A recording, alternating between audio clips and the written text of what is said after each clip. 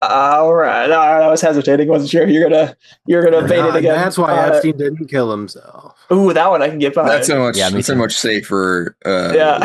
hot mic moment. Let's go with that one. All right. So this is episode 32, if my memory serves correctly. Dang. Last we left off, botanist was murdered by roulette. Bastion knocked out Dragon.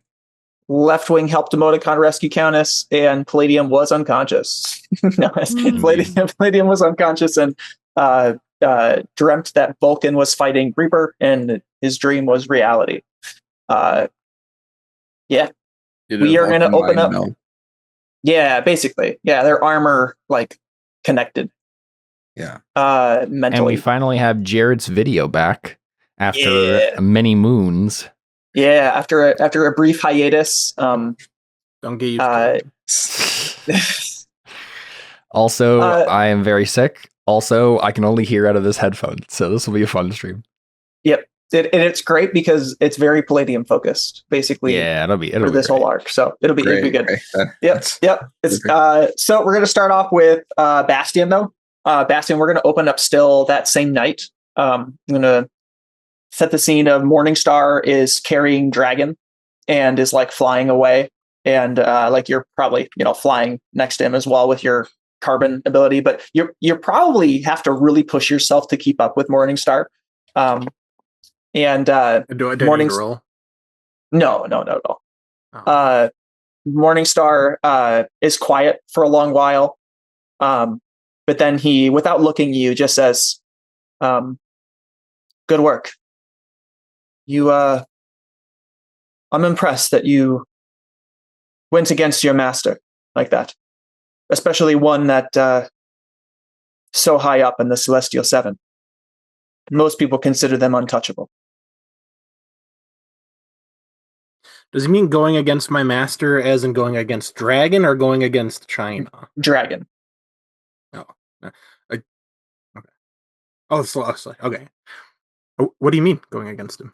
I didn't go against him at all. He kind of chuckles. Yeah, he kind of chuckles. He says, "You knocked him unconscious because he was about to commit murder. You don't see that as betraying some sense of trust there?" He was just suffering from delirium from the blood loss. He didn't realize the fight was over. Dude, Morningstar cackles. He laughs so hard and he says, he really has you spellbound, doesn't he? Well, I suppose he is your uncle. Thank you for stopping him. Make him roll a pierce the mask. Make him roll a pierce the mask? Or should I have to roll to persuade him what I'm thinking?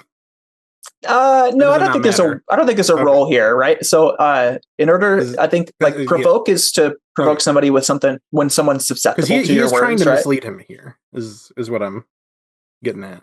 Meaning Bastion is, or Morningstar is? No, I'm misleading Morningstar. Oh, you're trying to mislead him.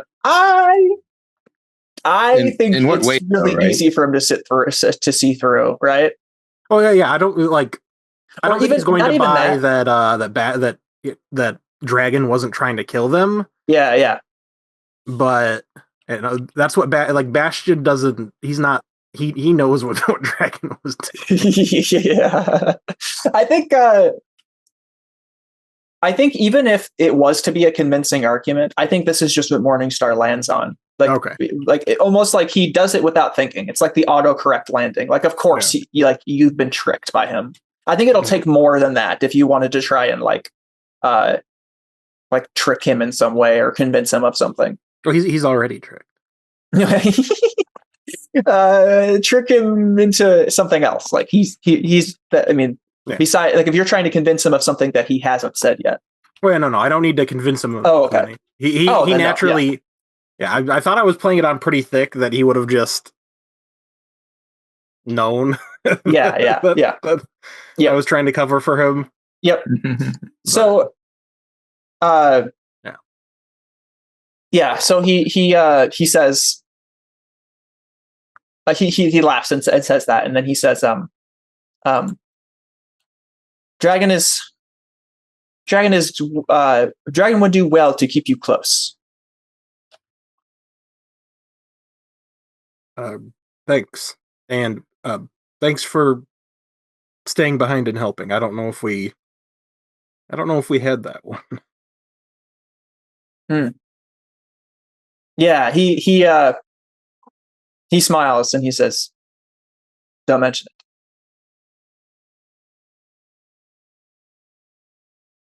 it."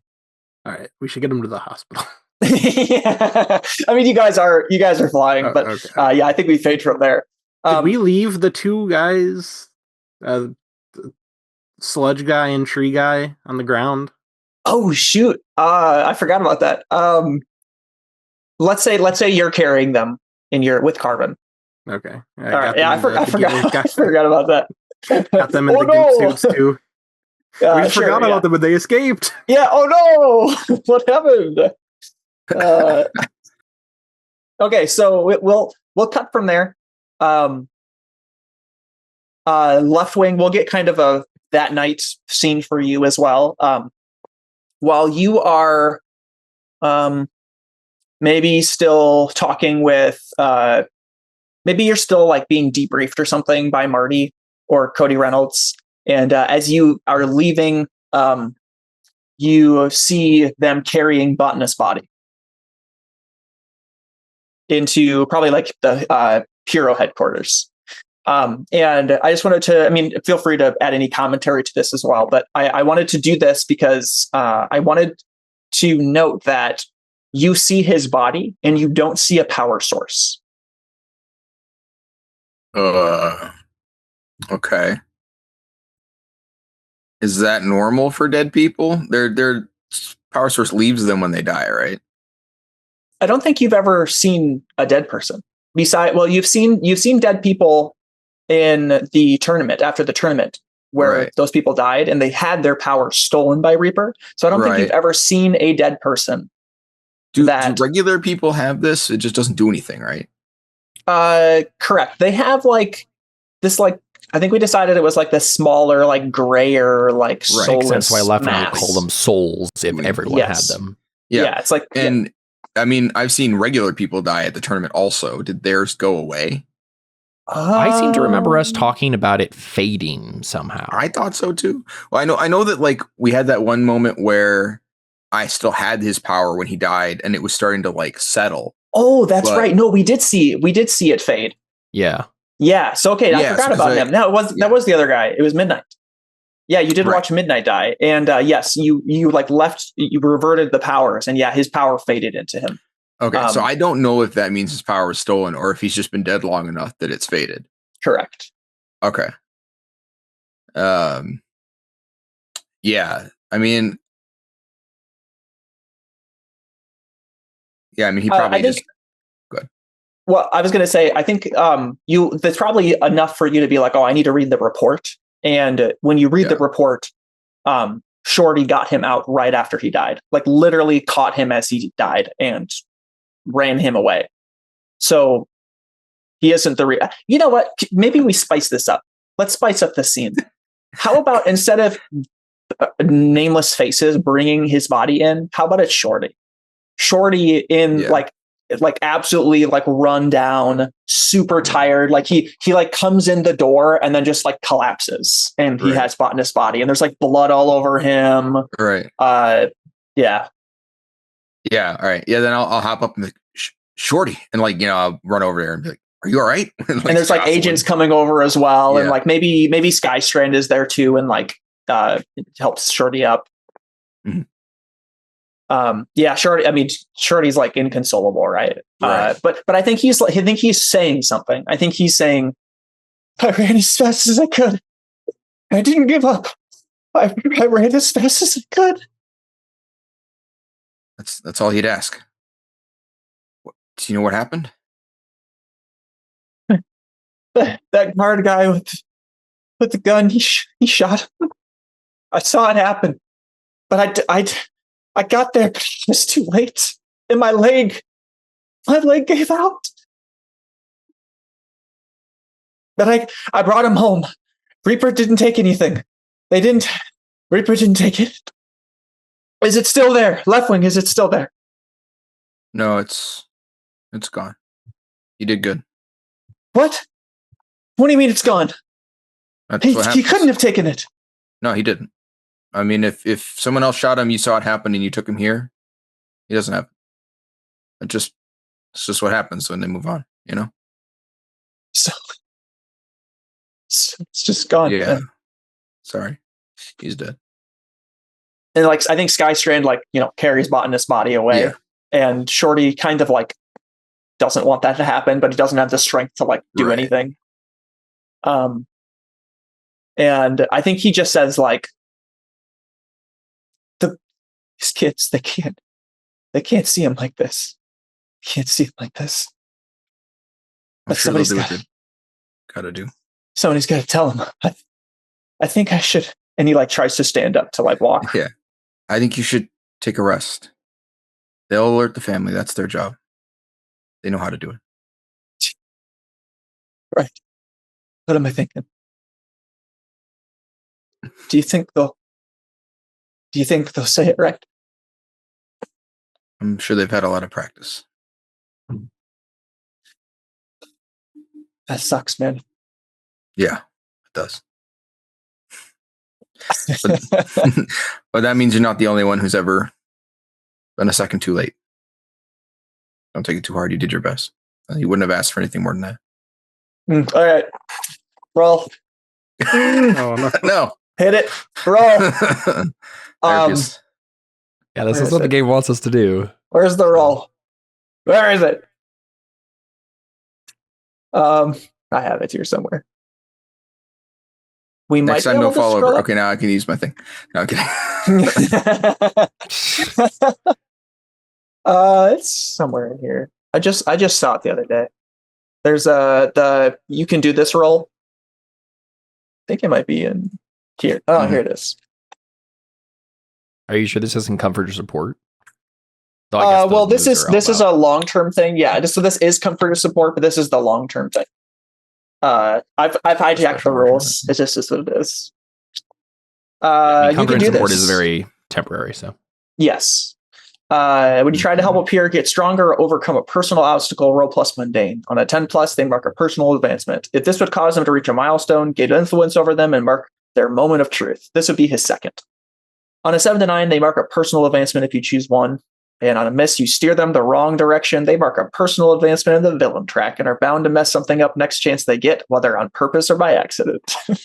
How many milestones do you need to get a moment of truth as an NPC? 3. So Thunder's had one, Quantum Quill has had one, and I think that's it.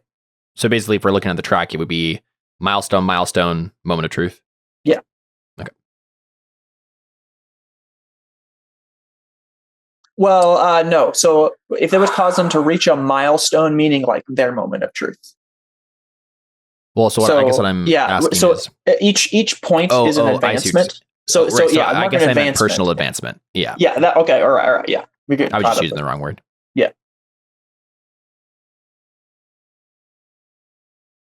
Are you trying to find to see if you have? Oh wait, no, I forgot. I was like, I can't argue that I use logical angle, but I have perceived best interests, right? I don't know if this counts. I mean, I'm kind of trying to convince him not to beat himself up, right? Shoot, I got to think about that. But I mean, I guess that's not the same thing, right? This isn't not a move that replaces. Yeah, I don't think that counts because persuade with best interest is its own thing. Logical angle says do this instead, right? Like persuade with best interest isn't a replacement stat. Yeah, when you persuade someone with their best interest, this is you're trying to push them forward. Yeah, I think. Yeah, it's a different move, not a replacement move. Okay. Yeah. This sucks. I mean, I did get a mundane boost. It's only -1 now. Hey, there you go. Oh, nice. Can I spend a team on anybody? Nice. We get a team, right? Beginning of the session. We do have one. Yes, I guess we could say Thunder is here because I said Skystrand is here, so that makes sense. Or if on a 7 or 9, they mark a personal advancement if you choose one. And I don't want to do any of those. Yeah, that's fair. Super fair. Yeah. So I'll spend the team, which I mean, I assume this one is already here. So unless that's just the. No, that I just unmarked that, so that's me adding one. So that's it. Oh, bummer. All right, sorry, gang. Nah, it's all good.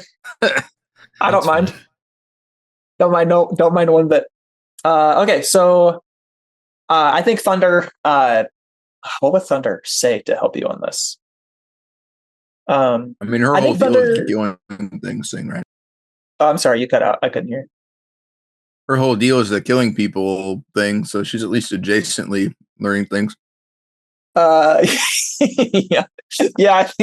I think she more just goes over to Shorty and does the same kind of like womanly intuition thing that she did to help Palladium with emoticon, and she just says, "Let's try not to think about that right now. Let's just focus on what you did, and that's you brought him home, and that's really important. That'll mean a lot to his family." And I think he says, yeah, I guess so.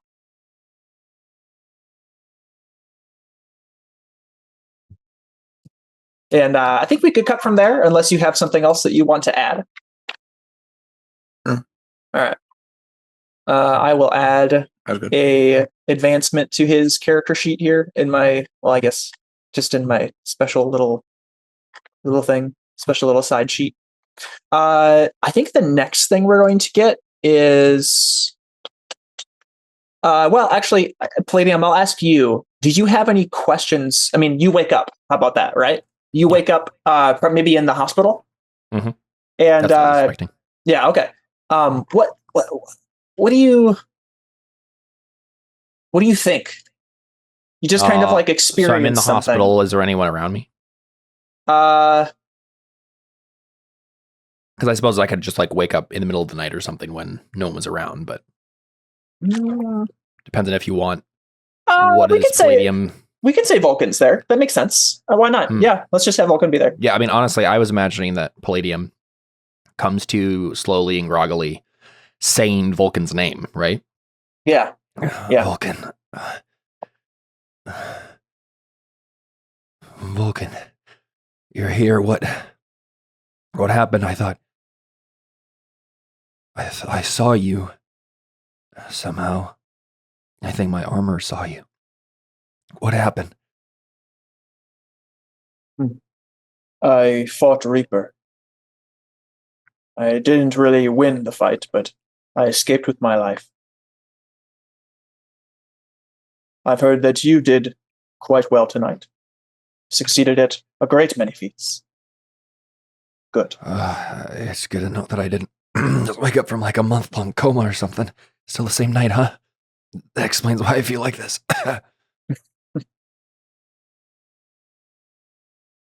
Yeah, he nods. He says, I'm like burnt, right? That was the main thing. How did I get injured exactly?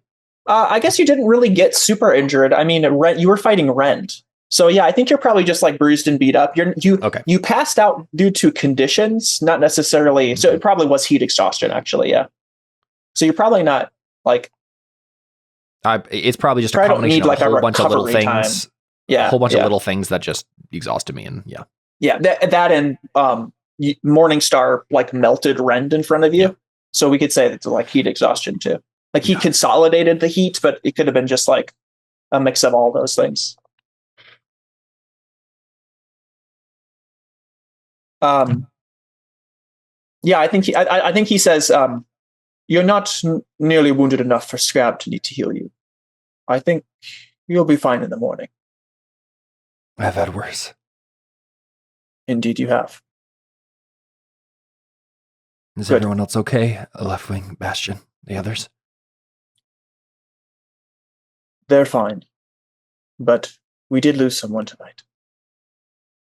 Botanist was killed by Roulette.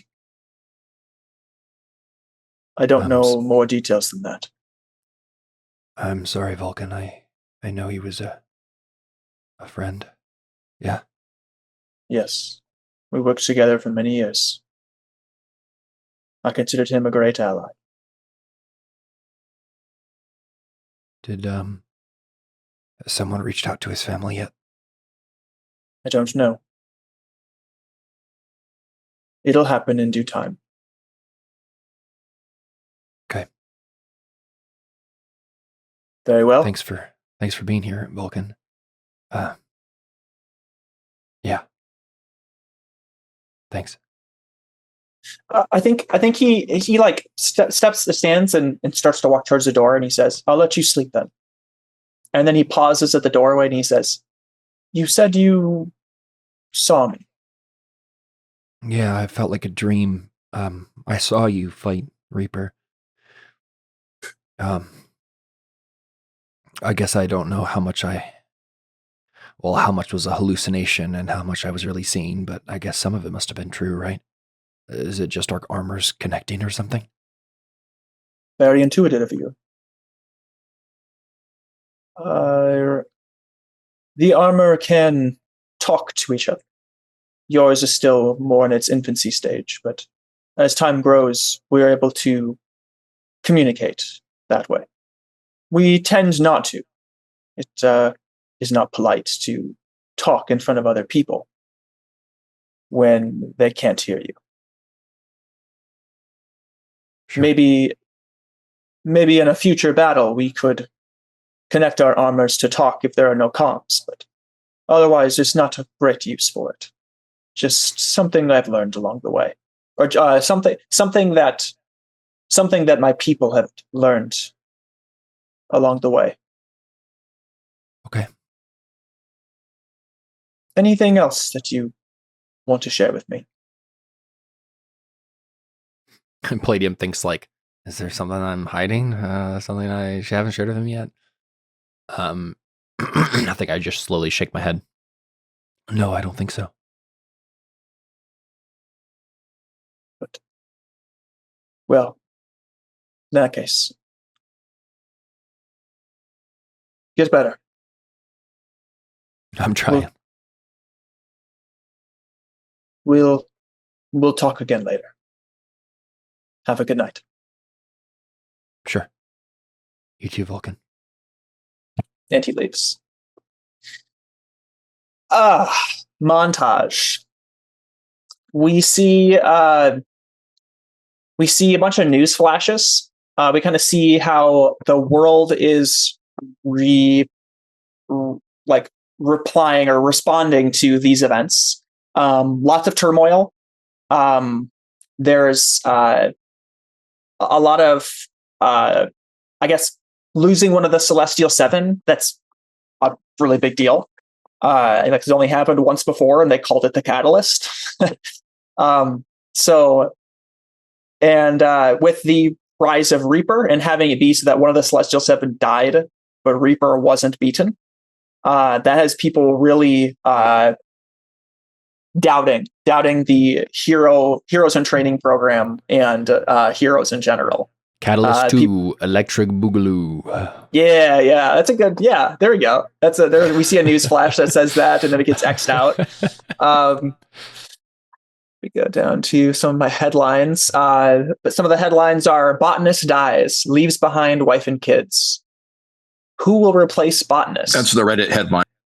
Yeah, that's the Reddit headline. Yep. Different one is: who will replace Botanist on the Celestial Seven? Different one is the Heroes in Training program losing public favor? Will Emoticon live up to Heartbeat's legacy? Will Emoticon defeat Reaper? Or will history repeat itself? I like to think that Palladium is reading the headline of, what was the first one you said? The one about his wife and kids? Botanist dies, leaves behind wife and kids. Yeah, that's the one Palladium's looking at. We see a shot of Arthur West, Abigail West's father, who's, I forget what we said he is, but he's like higher up in the government now. I think we said he's like mayor or governor or something like that. He was the mayor of DC. Yeah, I think maybe he's the governor now of Washington. And now he is like the not Washington. Well, so I mean, Washington D.C. isn't a state proper, so he would probably be like a senator or something. Yeah, maybe something like that. I can't remember. I guess part of the issue is like there's not really anywhere up to go straight up from mayor of DC because DC doesn't have its own representatives. Yeah. But he moves up federally. Yeah, it's some sort of federal position. He's a president. He could be in like the president's cabinet, maybe. Or it could be. Yeah, some sort of like position like that, where it's like he's not a federal representative, but he has like the secretary of something, right? Yeah, and I can finalize that later. So we've already had our 9/11, right? Now we'll get our own version of the Epstein files. No, that's not. That'll be in the sequel adult version, where we're all playing adults, and then we just go kill a bunch of horrible people. You know? Yeah. Superheroes. That'd be great. The Epstein files one shot. No, it doesn't sound like a fun time. LOL. Oh no. Okay, so thanks for derailing us. Epstein didn't kill himself because we did. So another thing. So we see Arthur West. He's been pushing new laws, and we see another headline that's like we see Arthur West like maybe shaking hands with somebody and like signing something, and we see Arthur West puts new regulations in place restricting hero work, or overseeing hero work. I think not restricting, overseeing hero work. And what's the other thing we see? We get a little snippet of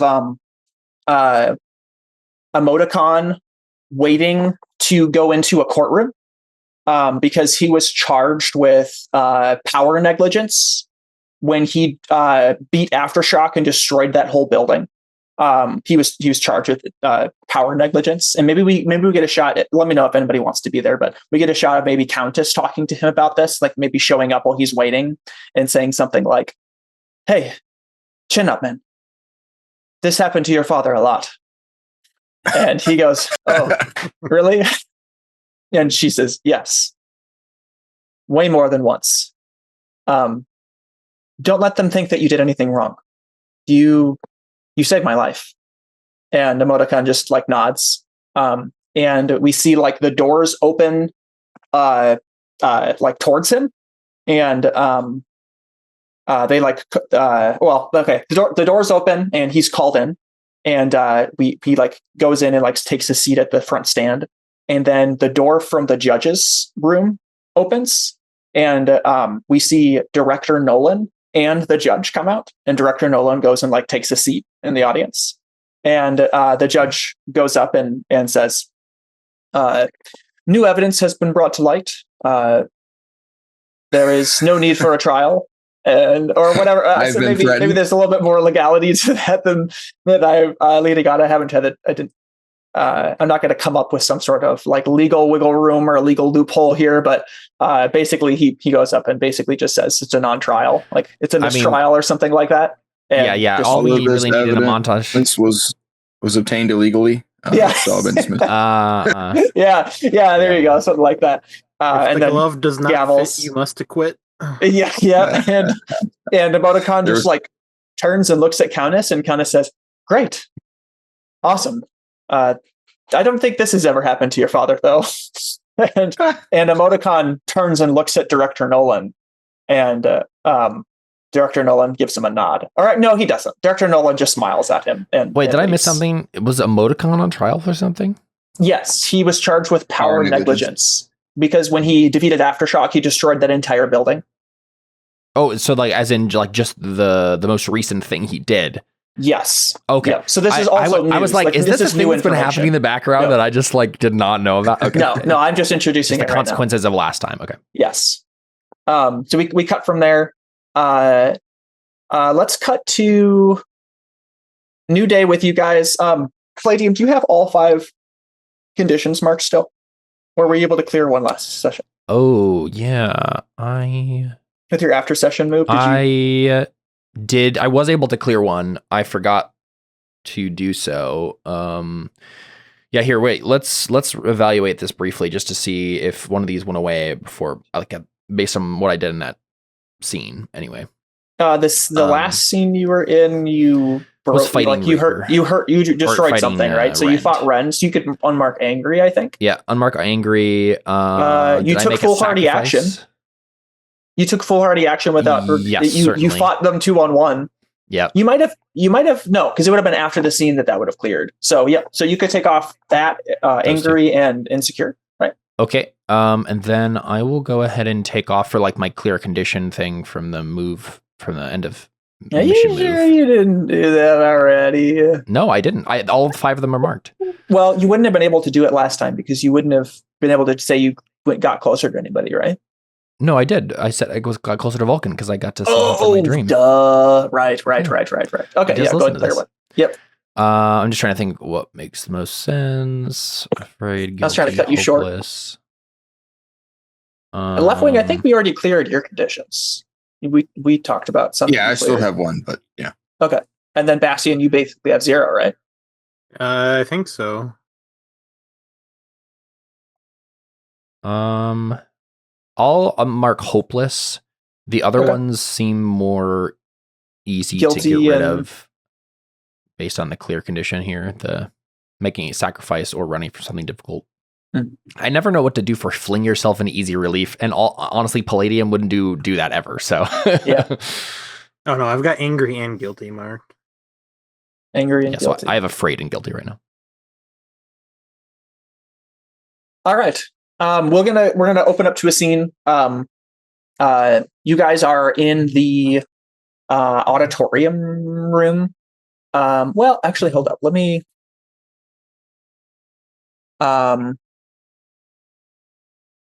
Yeah.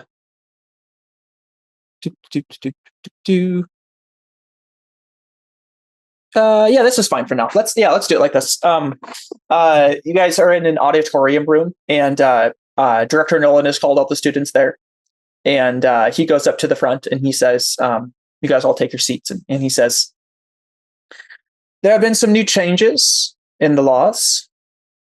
As of today, we have officially instated Dr. Adrian Vale as the Federal Hero Compliance Officer. From henceforth, he will be directly overseeing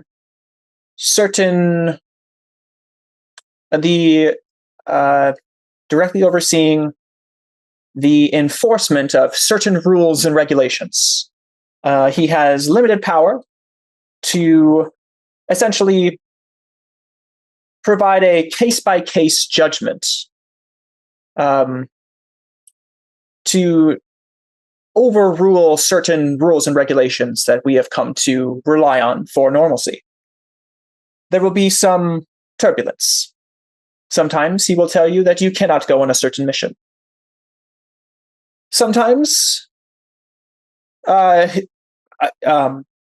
he will say that in order for you to progress to the next rank, you need to do X, Y, or Z. For now, I want you to treat him as any other teacher and do what he says. He will come tomorrow, and for his first action, he will decide who is able to go on the next mission that all of you are being called to. Some of you might be forced to stay. If this is the case, I'm terribly sorry, and there's nothing more I can do. Please be well. Please do not take your anger out on anybody undeserving. If you need to talk with anybody, our teachers and staff are, as always, willing to listen to you. Know that my hands are tied, that I'm doing the best for all of us here. And we'll continue to fight for your best interests. Thank you." He seems kind of sad a little bit, almost. You've never really seen much besides confidence from him. Yeah, that's Director Nolan. And he walks away. The funny thing is, like, me as Caleb is like, oh, I hate this sort of bureaucratic. Yeah, yep. Palladium, though, is just like, yeah, this seems normal to me. Yep. Let me think about this. Who is going to... okay, it'll be Marty. Let me see here. I want to jump in this right away. All right, Bastian, don't let me forget about a scene between you and Dragon. We need to get that too. But for now, we're going to jump into this. Marty comes over to you guys after the meeting. Well, mostly just Bastian. Goes up to Bastian and he says, Bastian, we need... that's not Marty's voice. He says, Bastian, we need to talk. What did I do this time? Well, you did a lot of things. That's for certain. But hey, it took out like 2 international criminals. Nice. It's time for me to cash in on a promise.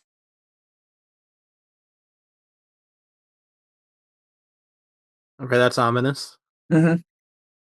My office, if you would. See you guys. Good luck. If this doesn't work out, I'm going to Poland. Country hopping. Yeah, he sits you down and he says, listen, my hands are tied. This isn't my choice, but the government found out about Emperor. Yeah. I can't say who. And they think it's a great idea. We're taking them. But they're going to take control of him. So I need to know that you're not going to do anything crazy. Or, fight this. Do I have your word on this? What do you mean take control? They're going to... I think he stops himself. He says they're going to, and then he stops himself and he says, actually, I don't think there's anything, I think that's classified. They don't know that you're involved necessarily. But I know that you're involved. So I just need to make sure that you stay out of the process of them. You're gonna have to cut contact. He's gonna be... I'm trying to think of what he is stuttering too, but I'm trying to think of what he would even classify this as. Help me as a player understand the logistics, because they weren't able to control King in any way, shape, or form. Basically, I guess you don't know. You don't know. Yeah. You don't know what they're going to do. Stupid to you. Yeah. Like maybe you're like, they're not going to do anything. There's nothing they can do. Or maybe you're like, that means they're going to kill him, or they're going to shut him down, or something scary. Bastion statue Yuan Li will not do anything. Okay. I mean, it feels kind of suspicious, but... All right, what do I have to roll to be listening at the door? You can just be listening at the door. Sick. All right. As soon as I hear that, I'm gonna go teleport back to the hideout. Okay. Code red. I'm gonna try and download him onto a flash drive. It's Surge.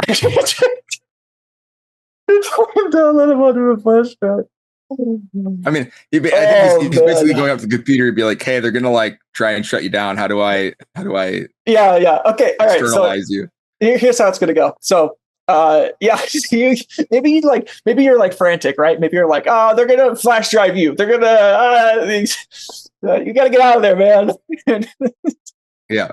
Emperor says, "Oh, I see. They're going to wait. What are they going to do exactly?"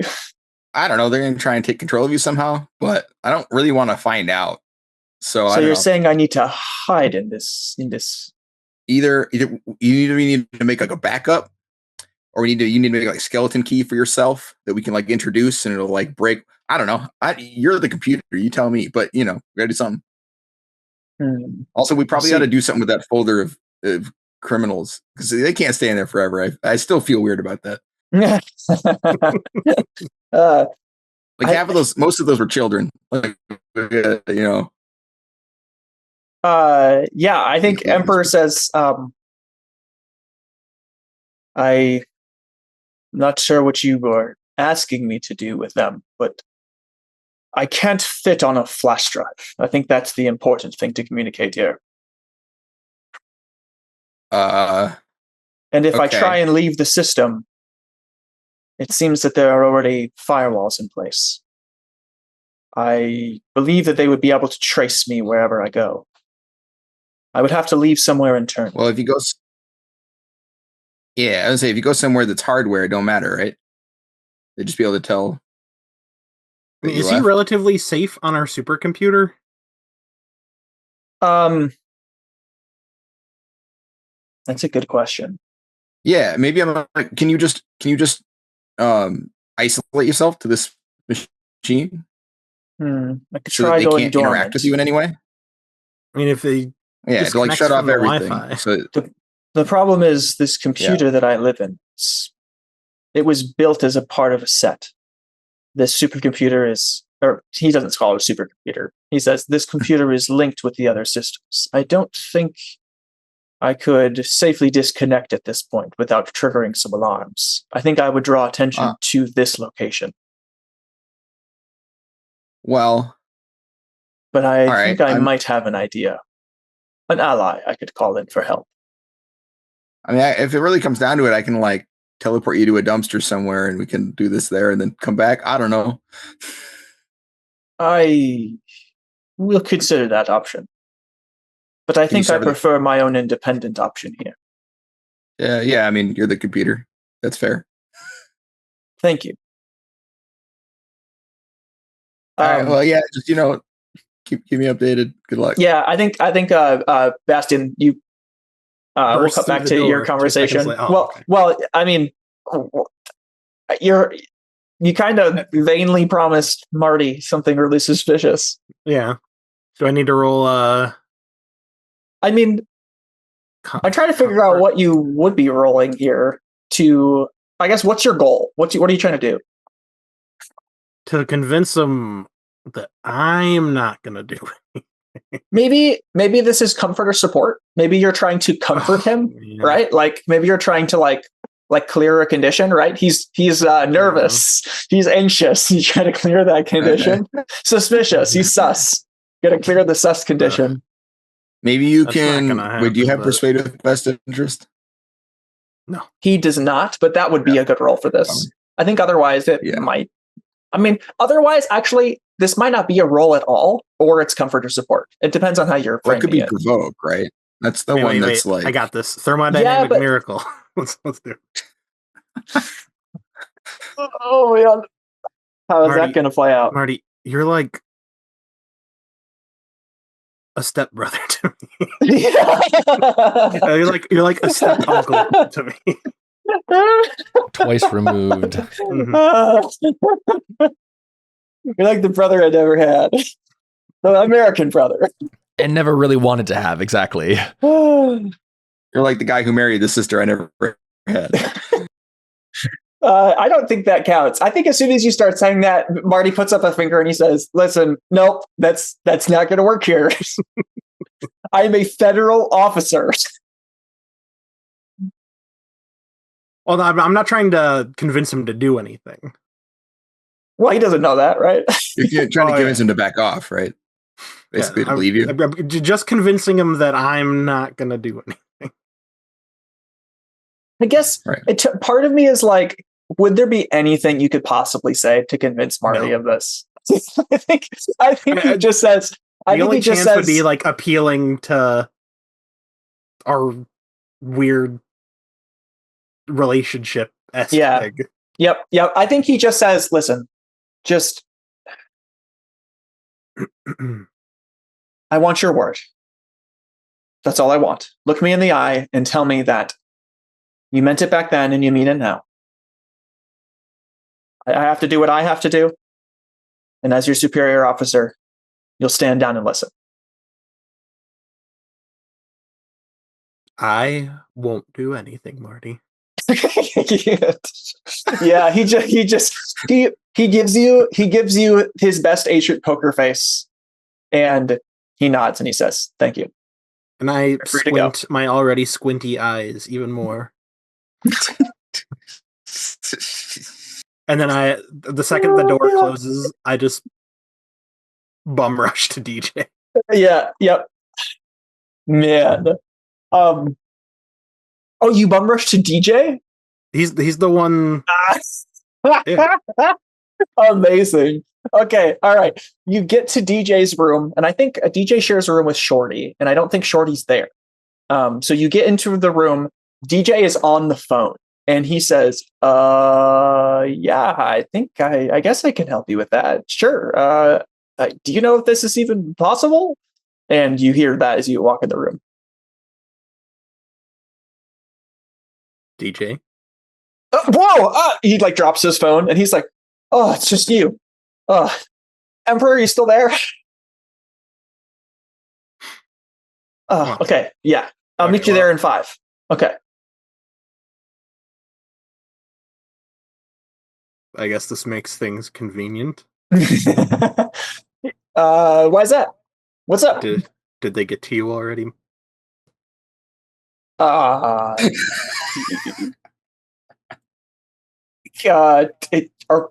we refer to Emperor as a they? Is he like not a real gender because he's the man? As the Americans call Emperor? It, the man. No. Man. The government. The government. Well, of course they did. I work for them. Wait, what are we talking about? Marty just put me in a meeting, and apparently the government is planning on enslaving Emperor. Whoa, hold up. What am I getting myself into here? Okay, let's slow your roll. Yeah, you're the one who put yourself in this situation. Okay, DJ. That's where are they? Probably fair. His bedroom. DJ's room. Okay. All right. All right. I'm not there, so Where do you want to be? No, it's fine. I was just thinking, wouldn't DJ think we shouldn't have this conversation because there's technology around, or maybe he's already debugged his whole room. That was my first thought is we should make sure that you guys are having this conversation somewhere privately, where no one can hear you. He's a technomancer. I'm sure he would know, right? Yeah, that makes sense. And he's on the phone with a supercomputer AI. So yeah, that's fair. If anyone can make a line secure, it's probably the two of them combined. Yeah. And plus, Bastion doesn't know better. I knew Bastion didn't. I just yeah. But DJ is like, whoa, slow your roll, hold up, guys. Or no, you said you brought yourself into this situation. He said, okay, that's fair. Does the government not know DJ was messing around in cyberspace as well? I don't think you know the answer to that question. Okay. Does the government know that you've been messing around in cyberspace as well? When you say the government, do you mean the other sidekicks, or do you mean the agents? Because the agents obviously know. And I told the sidekicks. Well, I didn't tell them, but I ported them. I'm basically the reason Countess is alive, okay? So, kind of with the attitude a little bit, okay? Hey, I did the same thing. I'm not mad at you. We just need to act urgently. Can we, put him in, can we make, a big, Power Rangers robot to put him in?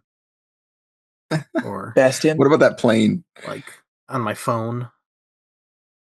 Or Bastion. in a plane. Yeah, that's a good idea. The robot idea is the coolest thing I've ever heard. They have giant trading robots. This is what I was made to do. My whole life's destiny has led up to this moment. I am going to create the world's first Terminator. Let's go. Where are we? I just got chills. I'm glad that you know what you're doing. I built a like a carbon chassis for it. Okay, hold up. I rated. Wait, hold up. Wait. When did you have the time to do this? To build a carbon chassis. That would take him like 20 minutes. Also, you're pronouncing it chassis? No, it's chases. Well, okay, hold on. But chassis. Like, it's chassis. He's Chinese. No, it's chases. So, hold up. Do you think that Bastion is capable of making that type? No. Or making just like a. You just made the structure. Yeah, you just made it like okay. You interrupted the stupid joke I was making. Oh, I'm sorry. And I rated that. There's weirdly some room that's just like in the back corner where they put like the old like AV equipment or whatever. And I stole a bunch of that. And I started putting it in the chase. I thought I was so good with the computer. I thought I could make the robot, and I just started plugging things into one another. I put it in the chassis. But it never worked. No matter what I plugged in. We have like 5 VCRs just on top of each other. Crammed inside of like a super like just like a rack, like a server rack thing, and it's like a lawnmower motor.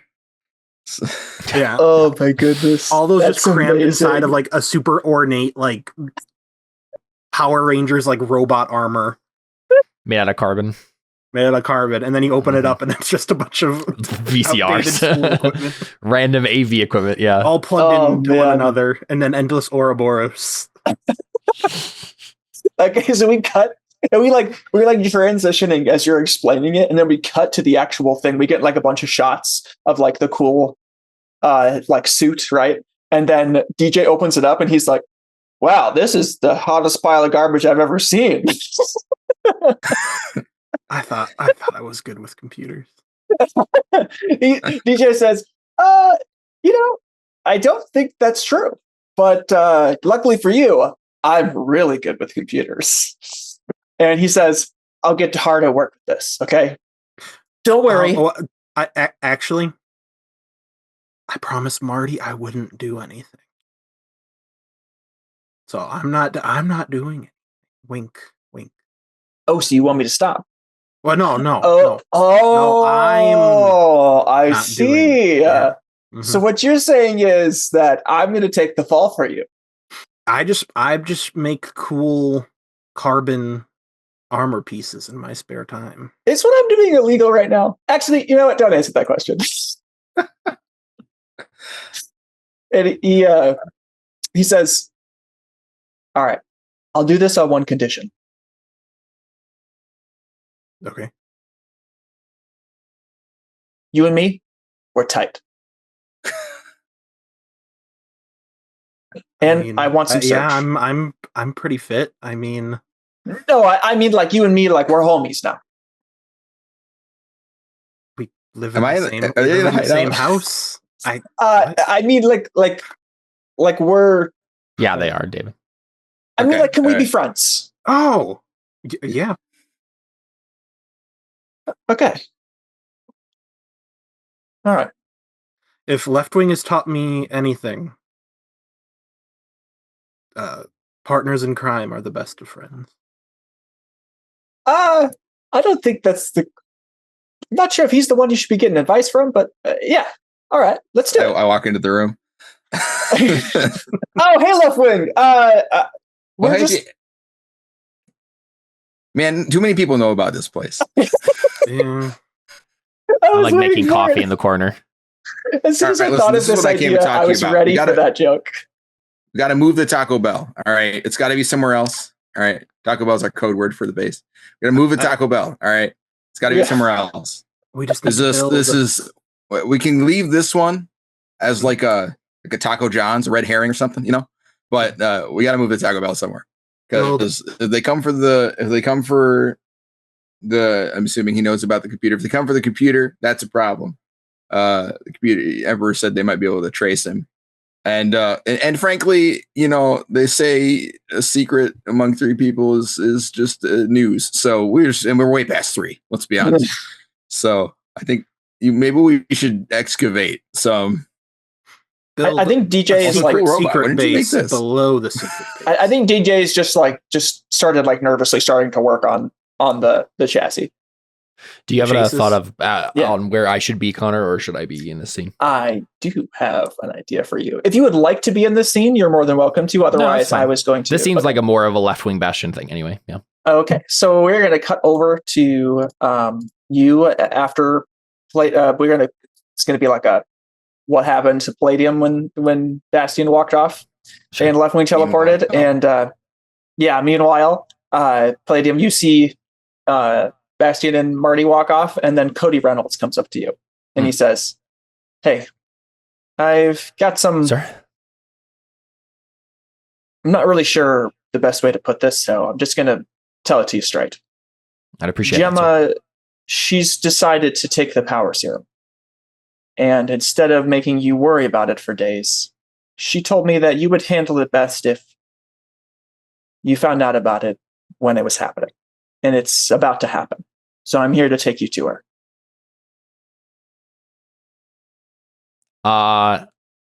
Palladium is instantly so depressed.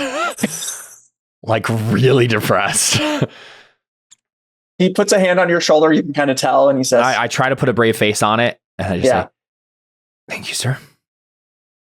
It's her choice. I hope you know that. I take child independence very seriously. I'm sure you do, sir. Come on, let's go. Yeah, I follow. I think on the way he says, maybe Vulcan should come too. For support? Would you like that? I can see if he's available. Whatever you think is best, sir. Yeah, I think it's best. He kind of goes over to there's a special room. I mean, you guys are probably all familiar with it. It's probably more up like high tech now as well. And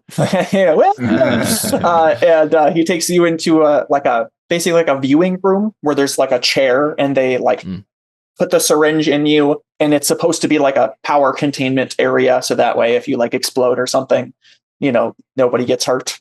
So it's like this special, except you, special room. Right. Well, as you walk in, Gemma is getting kind of actually, no, I think Gemma's in that room with you. And in the viewing room. Yeah. And she is sitting in maybe there's a social worker that's there with her. And it's just kind of chatting with her. And I think they're both really carefree. It's to you, it's you're at a funeral, and to them, it's we're just laughing through it. It's not a big deal. And so you walk in and they're kind of talking with each other and talking cheerfully. And then she sees you and she says, to me, it's a funeral. To them, it's a graduation. Yeah. He says, Gemma says, "Hey, brother. I hope this was..." Yes, I think I know you best, but after everything that's happened for you, maybe this wasn't the best decision, but I just thought that if you didn't find out until it was happening, you couldn't worry about it. You do know me pretty well, Gemma. And the weight of the words there, it's to me, to Palladium, it feels less like she I understand that Gemma would think oh, this means he doesn't worry. To Palladium, it feels like she knew exactly what she had to do to make this happen, where I wouldn't have time to talk her out of it. And honestly, it really, really hurts Palladium a lot. He's acting very stiff right now. And honestly, this is really going to damage his relationship with Gemma, I think. Because it does feel like she did this very intentionally, knowing me, but it feels to Palladium like a very selfish thing that she just did. Yeah. So I just say, yeah, you do know me very well. I think she walks over and she says, "Do you want I mean, can I give you a hug? You can do whatever you want, Gemma. I'm not in charge of you anymore. I don't think I ever was. Let's not fight right now, please. What's there to fight about? You've already won, Gemma.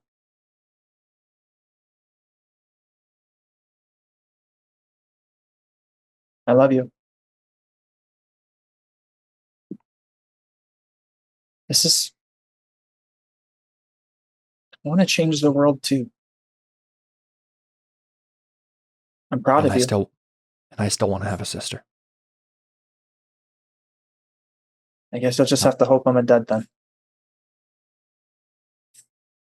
Honestly, at this point, that would probably be worse. For both of us. So let's just get this over with. Behind you, you can hear Cody is on the phone with Vulcan. And you walk in, door closes, Gemma leaves, goes in and gets trapped in. The doctors are... I swear, if you kill my sister right now, I'm going to hate you so much. The doctors that come in the room are like the staff. I don't know. They're adult doctors, but like they like get her strapped in and they're like talking like bedside manner, kind of like just being polite and like pretending everything is like not scary, right? And like gets her strapped in and gets the syringe loaded and stuff like that. They load up the purple serum and yeah, they get it ready. And then we'll cut back to Bastian and Left Wing. There's got to be some sort of role here, and I think I had. There is a role here. I just got to find. Not a role. Sorry, I was thinking. I was thinking this should be when you're using your sanctuary. I just got to find where that is. Forgot. It's on the right. I think it's on your. Excuse me. When it's on your call upon the resources of your sanctuary to solve a problem, say what you want to do. The GM will give you 1 to 4 requirements from the following, which you must fulfill to complete the solution. So obviously, one of these is you'll need help from, right? DJ. Yeah, you need help from DJ. You and your team will risk danger from the government. Yeah. Yeah, fill in the blank, right? And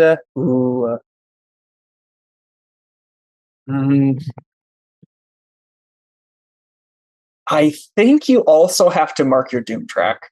What does this have to do with China? No, you're right. I can't spin that. Oh, thank goodness. I've only got 5 left until I level up. Yeah, I was thinking in terms of like data leak or whatever, but this is like the opposite of that. So, yep. All right. So, you need help from DJ. You have help from DJ, and you'll risk danger from the government. I'm trying to think of what should we roll here?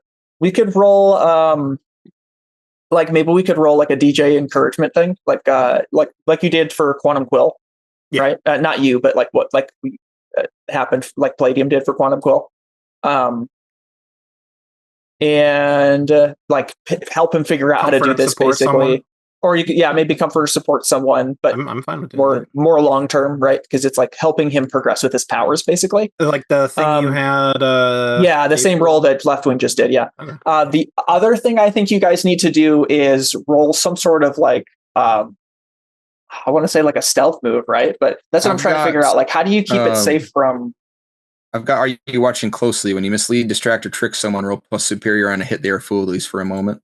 Yeah, but that would be for you specifically, right? Right, but I'm saying maybe I can lay down some smoke screen to help, like to go do some improv acting. Go do some improv acting. Go and tell them that you found out where the supercomputer really is. Right? Yeah, it depends on what the plan is here. And enlist emoticon to get into a big fight with you, so all the teachers are paying attention to that. maybe we can move him into the suit, right? Like they get the servers going first, move him into the suit, and then I can go to them and be like, "Oh no, Emperor's gone. Oh, it's the worst. I don't know where he went." But then you're also revealing that you know Emperor, right? Well, yeah, but I know Bastion, so they know that. Marty said that they don't know that you know. Yeah. Marty covered for me specifically, but not for Emperor. Okay, well then you can. I mean, if you've told me that Marty talked to you, I can go talk to Marty. Technically, right? Marty said that the person that leaked it didn't name you. Basically, right. They found out and they didn't name you. I can go talk to Marty, right? I can, because Marty knows that you know, and he knows that you know me, and I know then. Yeah. Right. For clarity's sake, I share everything that happened in the meeting. All right. With you. And yeah, I'll go talk to Marty and be like, "Oh no, we went downstairs to, definitely not do anything. And Emperor was just gone, and I don't know where he went." Oh man. So don't say I was involved. I won't. Are we talking this through? Wait, I feeling we have a secret base. Yeah, for real. No. Wait. I said downstairs. I wasn't going to say anything specific. But yeah, I mean, I'm sure we've planned this out, right? These are the things you're required to do to succeed. So this is like a montage, right? First you must distract Marty. Right. Yeah. Well, you'll risk danger from the government, right? That's kind of what I'm trying to do here. I want to send them on a wild goose chase where they look everywhere except where it just was. Okay. Which is where it still is.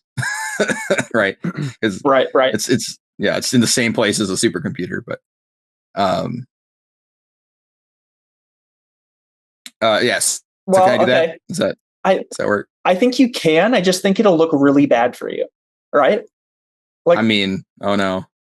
Well, I mean, like, I don't see how they would not like try and investigate you and like press charges here, right? Like, right. No, what I'm saying is like, I'm not even implying that I did anything, right? Just that he's gone, right? Right. Like, we don't know what happened.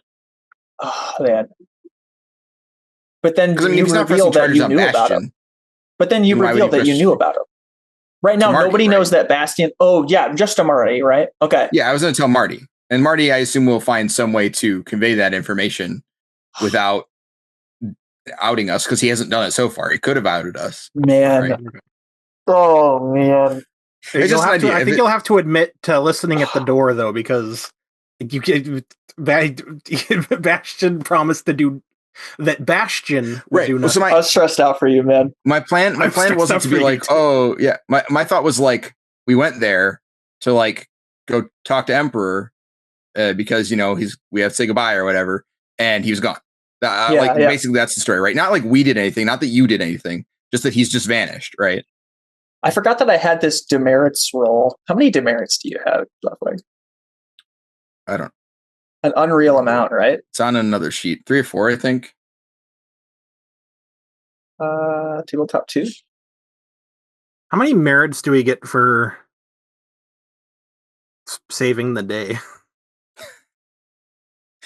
Yeah, how many merits do we get for being like clutch that whole time? I forgot about merits. Too many systems. You guys can all get 2. Well, 1, 2, 3, 4. 6. No, just 1. Sorry. What? Yeah, just 1. I brought down 2 terrorists from China. Just one. We all brought down 2. Just 1 because there is some bureaucracy. There's some. Okay, this guy's messing with our merits. Okay, I'm officially anti-bureaucracy now. Yeah, we should be getting 1 merit per red level threat. Here, let me do this. So like 6. Yeah. Not to mention saving. How many? There was midnight. 2, 3. Oh yeah, I even forgot about midnight. We killed midnight.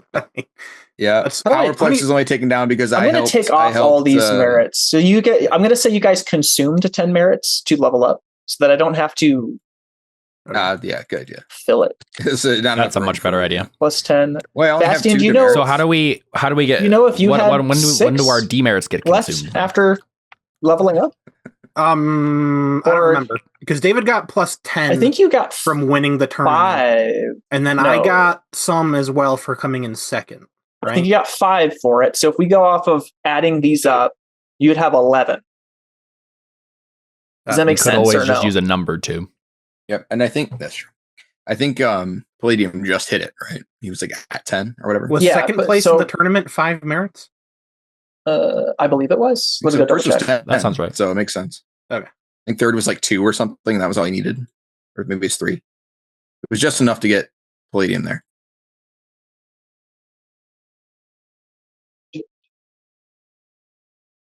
For some reason, I remember 6.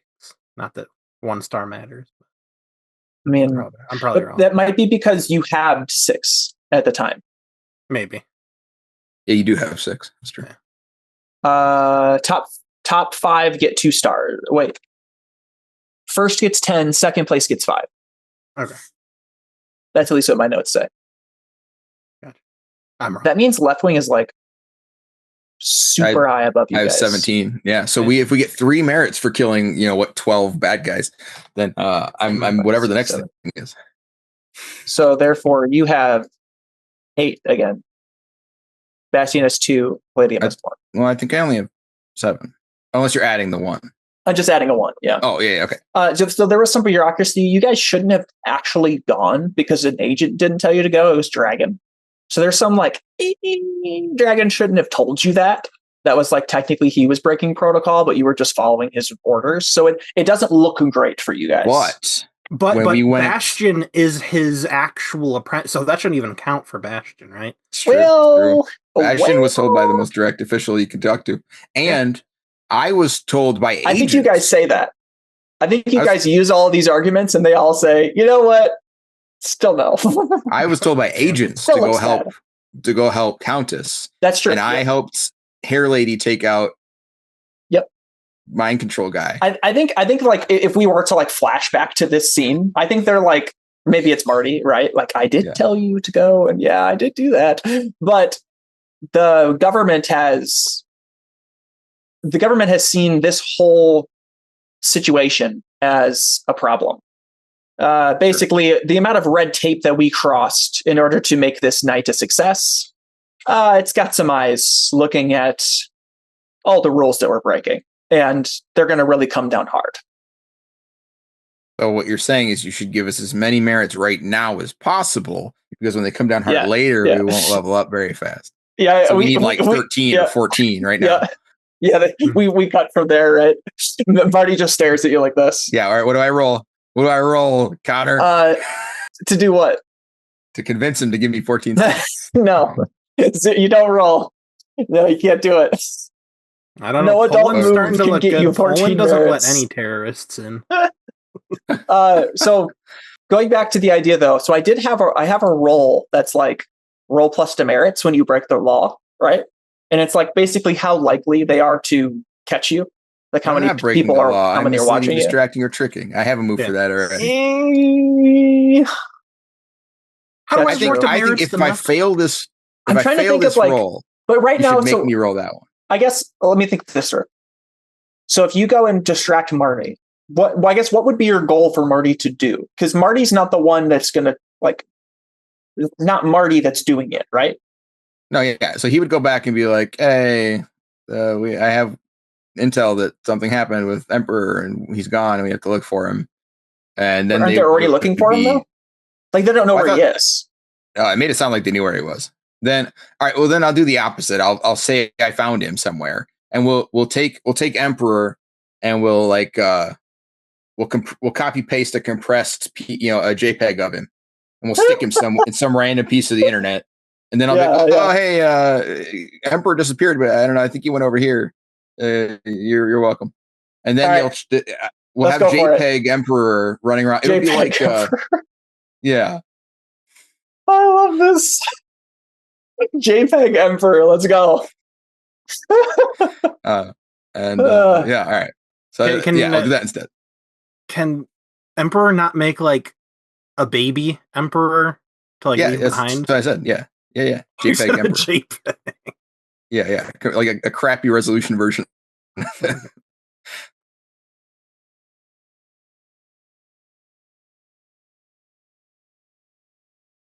Can I do that? Wait, what was the last thing you said? Can I do? I was just explaining the joke I had made to Jared. I don't think he caught it. No, I didn't. The JPEG thing. No, you were just explaining it to him. Yeah, oh, yeah. He was saying, "Can you make a child?" And I was like, "We just did that." That was the joke. Yeah. So yeah, right. Can I? All right. Yep. Go ahead and roll it. Well, I guess go say what you say to Marty first. Connor needs to determine how many minuses you get from what you say. Well, I do need to do that, but that's not why I'm doing it. And how badly you screw Bastion over. Yeah, I think so. All right, let me. We'll have this conversation. It'll be like I'm sitting at a table having this conversation, and then it cuts, and Bastion's sitting across the table. He's like, "No, I can't say that." Right. All right. So this is the practice round. So yeah, how do we present this? I'm Jared is role playing Bastion, who's role playing Marty right now. Exactly. Yeah. Okay. And I'm like, so Bastion told me that you guys are looking to hog tie Emperor or whatever you weirdos do. Bastion said he wasn't going to do anything. Yeah, he didn't do anything. He just told me that you were going to do something. Right. So and actually, he went to say goodbye, but Emperor was gone, and so we tried to figure out where he went, and I think he was in. I don't know. It was hard to tell because he's like a techno space god or whatever. But we found some weird signature of his in the Taco Bell. I don't know. Whatever server those are all actions. Every one of those things you just listed was an action. Yeah, no, I mean, the only thing that we did was try and find out where he went for you. So, I mean, I guess you're welcome. If that's what you didn't want him to do, that seems a little unreasonable. Bastion facepalm. I think DJ says, guys, can I get like some headphones or something? This is a little bit actually, well, I guess he probably already has his own headphones. Yeah, that he. I think he like. I think we just see him like crank up the headphones. Like he's like trying to tune out your guys'. He looks at us nervously and goes, yeah.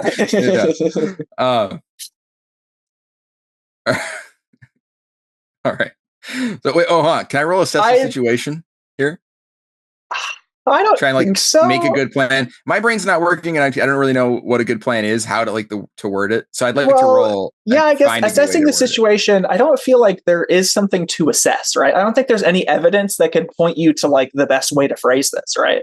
Well, it's just about that's what I'm doing with Bash right now. Is trying to look for anything that implicates him or sounds suspicious, right? That we're workshopping the lie here, right? I guess I don't really feel like that's assessing the situation. I mean, what else would it be? I don't know. I don't think there's a better role for it. I'm just trying to get a +1 to the lie, right? Which assesses the situation is the only one that gives you a bonus that does anything. What here? I know, but I guess Vince Marty, right? Well, yeah, no, hold on. I have criminal mind. Let's see. Are there any questions here that make sense? Like, what's the best way? What's most valuable to me? How could I best infuriate or provoke somebody? Maybe not. All right. Yeah. No, you're right. Go ahead and roll it. There's some interesting tidbits here that you could spit from this. No way. We don't have any team, do we? Wait, how was that? No, you don't. I rolled a 3. Ugh. Wow. Okay. Yeah. You fail. Okay. So wait. Oh, man. Oh, this is gonna get bad before it gets better. Okay, I gotta think of something really good. Okay, I think you assess the situation and you forget about a really important detail and you let it slip to Marty. I think that's what happens. I'm just trying to think of what that detail is. Well, I assume. I mean, can we just have this give me a penalty to the actual roll? Because my argument's stupid. No, I think this is that you misread the situation and you let something slip, and I think. Oh, while we're talking, we just forget about some glaring. Right, you've like there's something you say to him, and he's like, "Wait, I can't." It has to be like. Yeah, I mean, can I imply that I knew the whole time about? I mean, I don't know if that's a. I guess I'm. No, I think it has to be worse than that. I don't know. Let slip that he was eavesdropping. I think you should accidentally let slip the secret hideout. Yeah, I was gonna say, I think I should let slip that. Yeah, that I have some access to Emperor in some way, right? Yes, that I shouldn't have. Like we went to. Oh, you should say this. We went to go get some Surge. Something about Surge. There's got to be something Surge related. Yeah, like, I feel like it's like, because I don't know if that would actually help them any. But I went think downstairs to get some guess Surge. That's not true. Yeah, it would be like downstairs. Yeah, it would be like, I mean, anything that I do with Emperor, he'd be like, well, how did you do that? Yeah. Right. What access do I have to anything that would allow me to interact with Emperor? Right. Yeah. Let me think. Let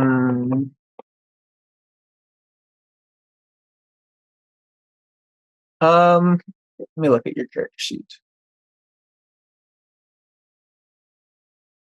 Oh yeah. So I don't know. Is that all right? That I basically tipped that I had some way to like interact with him beyond just like basically I have a secret way of doing something, right? Like there's no records of that on the computer that I've done. Yeah, I think. Right. I'm trying to think of. Maybe you let it slip that he's in a computer. Like, you know what I mean? Like, you let it slip that he has a home. Sure. Yeah. Maybe. I guess maybe you say it like that. Like, the whole premise kind of does that, right? He's leaving somewhere, which means I knew where he was, and he was somewhere. Oh yes. No. So. Yeah. That's it. Yeah. It's just that Marty's smart enough to see through it. So okay, you just say exactly what you said, right? You're just like, I guess go ahead and say it again. Yeah. Basically, like, we went to go say goodbye, which also applies to somewhere. And then he was gone. So we were like, oh no. And so we tried to find him because, you guys need him. And we found this sort of JPEG thing of him, whatever. We saw signatures that we recognized in this part of some network.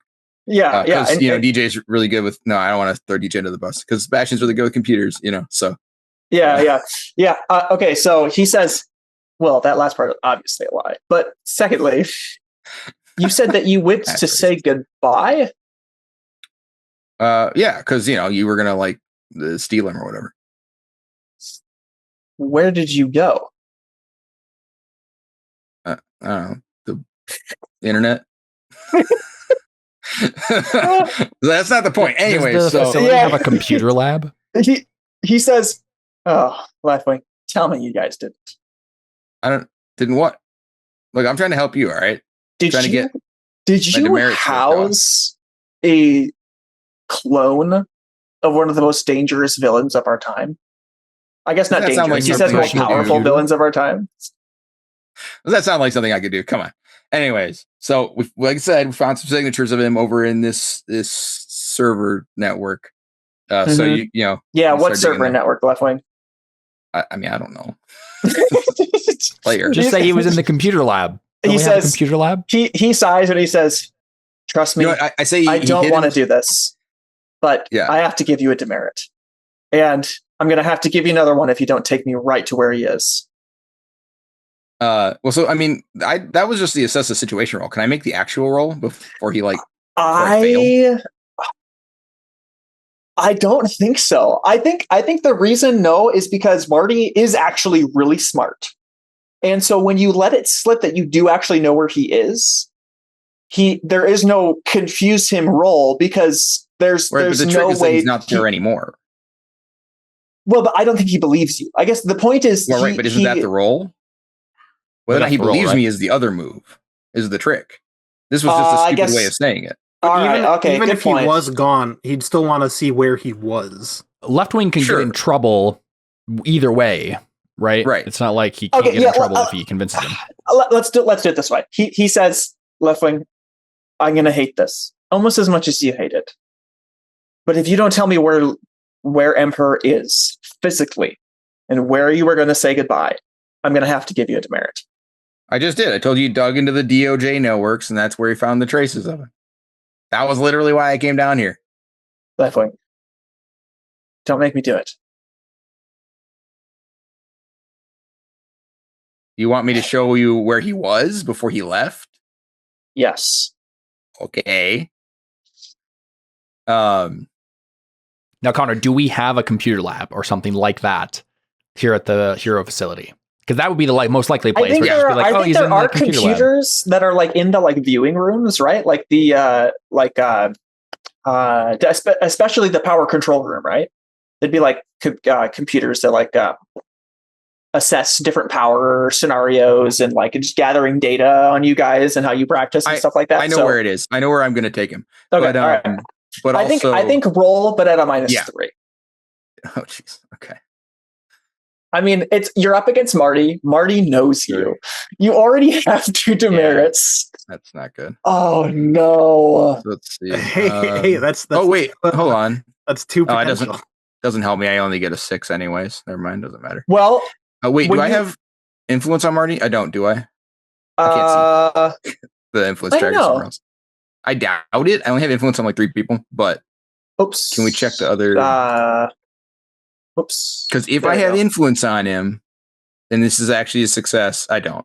I literally only have influence on emoticon. 3 people. Yeah. Great. Okay. Okay. Man, you guys don't normally fail. Right? This is pretty wild. Yeah. Ugh. Yep. There's no team. They're not up against a dangerous foe or anything like that. No, right.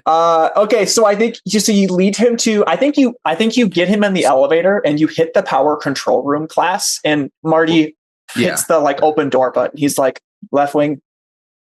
That's not where he is. He just knows. He was hiding in the server. I mean, they run 1 million square mile, whatever the heck it was. Yeah. Whole city. He's hiding in the servers. What's the biggest server network we could find?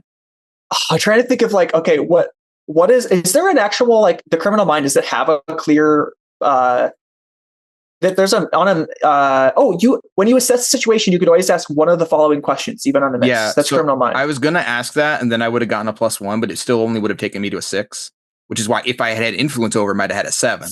Nice. Oh, I see. It didn't actually matter. Yeah, that's why I asked that, but yeah, it didn't make a difference. You rolled criminal mind, not are you watching closely? But that's the same. No, criminal mind is with danger. Wait, what? It shouldn't be. Did I roll criminal mind? Yeah, I did. So what happened was I didn't make this because I'm still rolling the actual. You don't roll criminal mind ever. It just changes the other one. So I never changed it. Danger is just the first one. So I should have rolled the other one, which is superior. Okay, well, let me put a -3 penalty in here and roll it and see. Well, if I had done that, I would have had one more.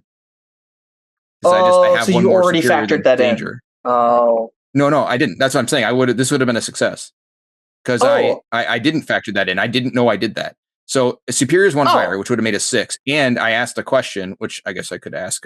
Basically, let's see. Well, can you use it in that roll though? When you assess the situation, you can always that's the whole point. You get a +1 when you act on the answer. Right, because you because you rolled it, you failed at assessing, but you so I technically get a 7. Maybe. Nice. Wow, what a loophole! This loophole is literally like it. Literally feels like we found the loophole in the rules. Right. Oh man, thank you for noticing that I rolled the wrong one. I don't know. Yeah. Wow. Jeez. All right. So I'm going to change this. So we still get that scene. Marty's like, no, that's not what actually happened. And he like stops the door from closing. And it's all going to ride on this, what you say next. Yeah. And I was like, dude, it's literally the largest server in the whole area. It runs 1,000 or 1 million square foot super computer city thing. How much computer crap do you think it takes to run that thing? So is this, you're asking the question, what here is useful or valuable to me? Right? I guess so. Whichever one works, right? I think that makes sense. Yeah. And if it helps, that's where Bastion first entered the internet. Oh, good point. Yeah, so maybe I'll mention that too. It'd be like, I mean, yeah, that's also it was a logical place. That was where the whole thing started. Oh, that was where that was where King did his whole thing. Oh, that's right. Yeah, so he got imprinted on there, and I mean, it was the only place that could hold him, so he's stuck there. I think there's always. Yeah. Sorry. Oh no, go ahead. Because there's always so much data running through that. It's not like you're ever going to notice when he's doing anything. Yeah. So I think he really is narrowing his eyes at you. Then he lets the door close, and he says, "So you're taking him to the rescue facility room, right?" Right. Yeah. So I think he says, "Well, hold up. What's the actual result of the roll?" So on a 7 and I choose 2. You get an opportunity. Okay. Expose a weakness or flaw. confuse them for some time, or you avoid further entanglement. Mm-hmm. So I'm going to choose. Obviously, you confuse them for some time. That's the whole point. Yep. What kinds of things do you think I could? I'm considering avoiding further and not avoiding further entanglement, right? In the exchange for one of these other two, if I know what they like, if I have a good idea of what they might do. So like you get an opportunity. I don't know what necessarily what that would be, more than confusing them, which was the whole point, right? Mm-hmm. Expose a weakness or flaw. I don't know what that could be. Like I could just take avoid further entanglement, but to me that's boring. I think it would be fun if I was further entangled in this. But I'm trying to think. Maybe you've maybe you're able to like sound the alarm or something, right? Like maybe you notice something. Maybe you like pretend to see something in the data, right? And you're like, "Oh, guys, it's King," and like sound the alarm or something, and like a bunch of agents run in, and it messes up how they're hacking. Like they're like, "Oh, there's an emergency," right? Yeah. Well, so can I show him? Well, I guess I don't know. Because I think confusing them for some time, like that's kind of however I go about doing that. The idea is I'm like, see, this is how you can tell that he went over there. And then I point them out to the JPEG guy, right? Yeah. But I wonder, so like I think either way that would just end up confusing them for some time. So I'm trying to figure out how maybe if I expose a weakness or flaw, can that be like a way? Can I find a way for us to continue to communicate with Emperor? Or have Emperor still have access, but they can't find it in some way? I don't know. Any ideas? If not, I'll just take the avoid further entanglement. Because I can't really think of anything else. Like I just kind of need to get them to be confused. That's the thing that matters. I'm trying to think. Oh, maybe they start trying to trace it. And Emperor can detect whatever method they're using and then basically just be unavoidable or avoidable, untrackable by it. You know what I mean? Like he can put up defenses against that specific measure. Yeah. So like he can, I don't know. I'm thinking more like, okay, if we to talk about a weakness or flaw. It really doesn't help that none of us know how computers work. Well, kind of does. Codes and stuff. Yeah. I'll just avoid further entanglement. It's fine. Then I won't have to worry about this. I mean, I guess I can't think of anything that you could do necessarily. Yeah. I can't really think how that would happen. Yeah. So. No, I feel like it's like specifically like I could think of how Emperor might find a weakness or flaw, right? But not you. Yeah. Like I guess right. I don't see a way this is kind of abstract, right? It could just be like David's getting them to search this whole system, but because they're searching that system and not the right system, he's able to see how they're looking, like they tell how they're looking for him. Yeah, the JPEG bit has a virus, and when they find it, it affects their thing, and then it just tells Emperor long before they get to him whenever they're searching for him. Something like that, maybe. So like it creates a weakness or flaw more than exposing one, but you know what I mean? Like basically it screws up their system, and now anytime they get close to finding anything the Emperor did, he'll know a long time before that happened. Something like that. No, I don't think it's going to be that. I think you create. I think the JPEG because you like are like maybe it's a flash drive. Maybe you literally have a JPEG of on a flash drive, and your goal is to like get it into the computer, like the rescue facility. And the funniest part is we talked about the rescue facility being right up against your base. Remember how you dug too deep and then it was like right next to the rescue facility? Yeah, this is full circle now. So I think you get to a computer there, and you're like, hey, like it's in here somewhere. Let's start looking at computers. And as you're looking at computers, like you stick the flash drive in there, and like you download it onto the computer, and then you pull it out and you run over, right? Okay. And we see the JPEG turn into a GIF. It becomes Emperor like typing instead. Amazing. And instead, it creates him doing a little dance. Well, it could be, but it's Emperor, right? So it's him typing away at it, and we see it like create like maybe like we go inside and we see all the like blue wires of the computer system or whatever, and we see one of them turn white, which is what we decided is like Emperor's color when he controls the ecosphere, right? Yeah. So we see one of the wires like turn white, and basically maybe back to Bastion and DJ's and Emperor in the base, and Emperor says, it seems that I've been able to save a port for myself. Likely a one-use scenario. So I'll have that be the bit. Now there's a one-time use channel where he can get back into the system. Yeah. When it matters most. When we like extract him, is he going to take that folder with him, the criminals? No. All right, can he use that one-time link to do that? It depends on what you're trying to do with it. Have it. Not like take the zip file and put it where he is, right? Yeah. That could be a conversation with Emperor. Sure. I mean, I think I mentioned that earlier when I was talking to him about yes, you did. But his response to that was, I prefer my option. Right. Yeah, that's my option. I appreciate your independence or something. Right. Okay. All right. So that means I don't avoid further entanglement, but we have this sort of thing, which is fine, right? That's sort of. Well, I think you're caught up with Marty now. Yeah, you're helping him looking at all the computers, so you're stuck with him until it resolves. Yeah. Win or lose. So Bastian, let's cut back to you. You now have to encourage DJ. Help him push his powers forward in order for him to successfully do this. And you actually are really bad at computers. Hey. I don't need to be good at computers. Good with people. To encourage someone. You think you're trying to help him grow with his... Well, yeah, right. It's like his two... Is it the two things he can't do? I was going to say, like, this is not what Bastion's good at all. Didn't he give a bunch of advancements to people already? I mean, yeah, but like at least in the narrative, like Bastion's been presented as I have a move for this. A foreigner who doesn't understand anything. Yeah, but you're still good at this.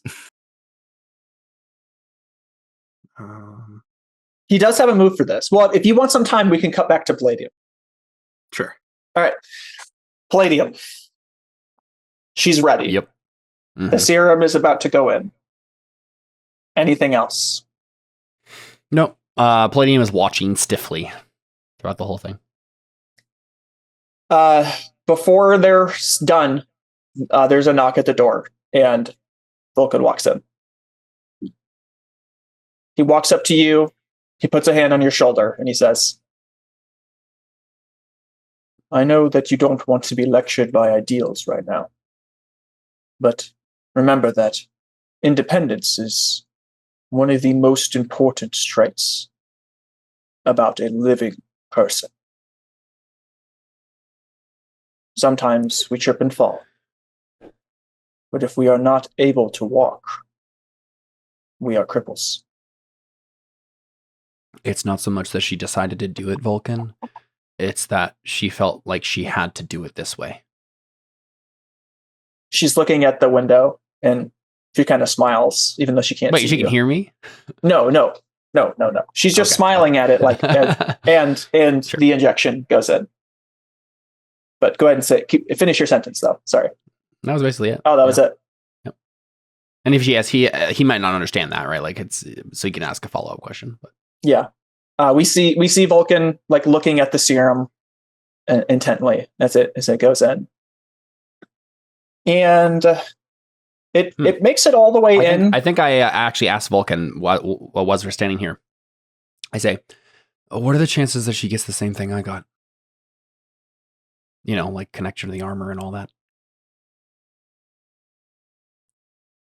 I don't know. But I'm very curious to find out. Yeah, I suppose I'm the only person who's got it, so it can't be that common.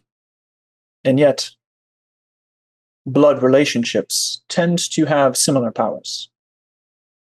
Is that something that we've established? Yes. Yeah, midnight. Right, that's true. Yeah. Okay. Heartbeat and emoticon. Yeah, so Palladium wouldn't be surprised by that. Yeah. Heartbeat and emoticons powers aren't that similar, are they? Well, I guess they're based on emotion. Yeah. Man. Ooh, okay, here we go. He becomes a suit of armor. He dies, but you get to wear your sister's corpse. There you go. Oh boy. Okay, so it goes in and you don't really see it, right? Like you don't see it forming, but we see it. Yeah. We see it, and it goes in through her body, and it creates the power soul that Palladium sees, right? But then I think the power soul, like, left wing let me think this through. Yes, no, sorry, just left wing. Sorry, not Palladium. Yeah. I don't know if I want to make a decision on this right now. I think I have to. I was sure. What are you talking about? You planned this session. Here we go. So, the power source, like, it almost looks to the audience like it solidifies, almost like it becomes like a part of her body, and it starts to like pulse, and then it starts to like destabilize, and Gemma starts to glow, and she starts to get concerned. The smile kind of fades. I mean, she was already like in pain and uncomfortable, right? But then she goes, I'm already headed to the door, to like the door that connects. Vulcan stops you, right? She's like, he says, this is not abnormal. I am not going to let my sister die in there. Do you really think I'm going to do that, Vulcan? I don't think she's dying. You don't know that. You're jumping to conclusions. You don't know that your emotions rule you. Listen to your armor. And in that moment, when he says that, you feel a tang of numbness, as if you almost like pull back into your armor, you can taste like emotional numbness, like as if you could detach yourself from this situation, and you have a choice before you. Yes. Oh. I think I ask, because that's my armor offering me this choice, right? Yes. Yeah, I ask it, what are you doing? I think it says assimilating. Is Nolan in the room with me? Nolan? Like director Nolan? Yeah. No. Who else was like Vulcan, like Cody people? Reynolds. Cody, that's what I was thinking of. I always get those two mixed up. I look at Cody and I say, oh man, I don't know.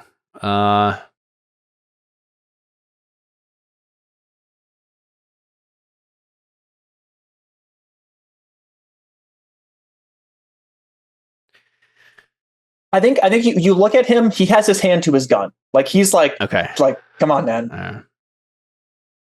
He has no idea what you're about to do. He's gonna shoot him? No, it's just like an agent. He's an agent. He just you're rushing at a door. You're emotional. He's got his hand on his gun. So I look at him. I look down at the gun. I look back up at his eyes, and I just say, "How likely is it that she's about to die?" If I am being brutally honest with you, 5% chance. And I look back at like the glowing that's happening. I'm like, yeah. And she starts to scream. And what? Okay, if she screams, real quick before she screams, I think I'd like Palladium to say, "Oh yeah, go ahead." And what chance is there that I can absorb whatever that thing is? He goes, 10, maybe less. Well, so I want him to not even answer. Oh, okay. I think the scream happens as soon as I say that. Yeah. At least he says, and then scream. Yeah. And then Yeah. Okay. Amazing. Yeah. Here we go. So I'm breaking down the door and I'm trying to absorb whatever's happening. Vulcan, like you expect Vulcan to like have some resistance. He's staring at Gemma. He just is like, absent from you now. And as you leave the room, we just get Vulcan. He just like puts his hand down and he's just looking at it. And he maybe even like steps closer to the window.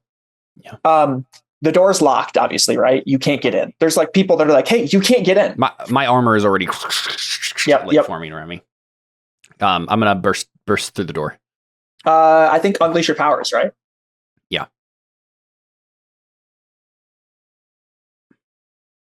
Let's see. What a great moment. Well, I'm glad that I unmarked hopeless then. Uh-huh. Oh yeah, I'm not bad at this actually. Yep, you're plus 3. Nice. Full hit. Nice. You burst through the door. Just straight up Iron Man, right? Like here's just the problem, my though, armor right? goes on. Yeah. You've just exposed everybody else to this. You're bursting through the door, right? Do you maybe like grab the door and throw it back up and like try and like heat meld it into place or something? Can I?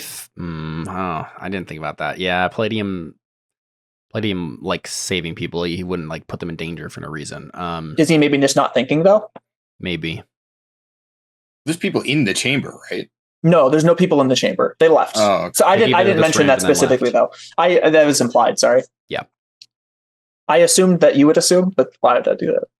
It makes sense. I thought they just gave her the injections.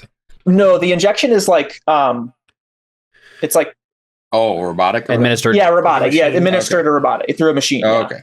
Gotcha. Not like a robot, but like it's like ready to insert as they soon as hooked her up to an IV. They went on the other side. They pressed the button. Sure. Yeah, basically, yeah. Gotcha. Yeah. All right.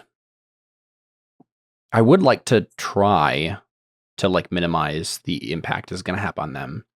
My 2 thoughts are either, I guess 3 thoughts. 1, break through the door in such a way that I can just close it again. You know, like handle, like door handle. Sure. Yeah. Close it. I mean, it's your free curl, right? You full hit. That's true. It's not unstable or temporary, right? That would be one of the things. So. Okay. So let's just say that my armor's orange when I put it on. It's been kind of storing ambient heat. Okay.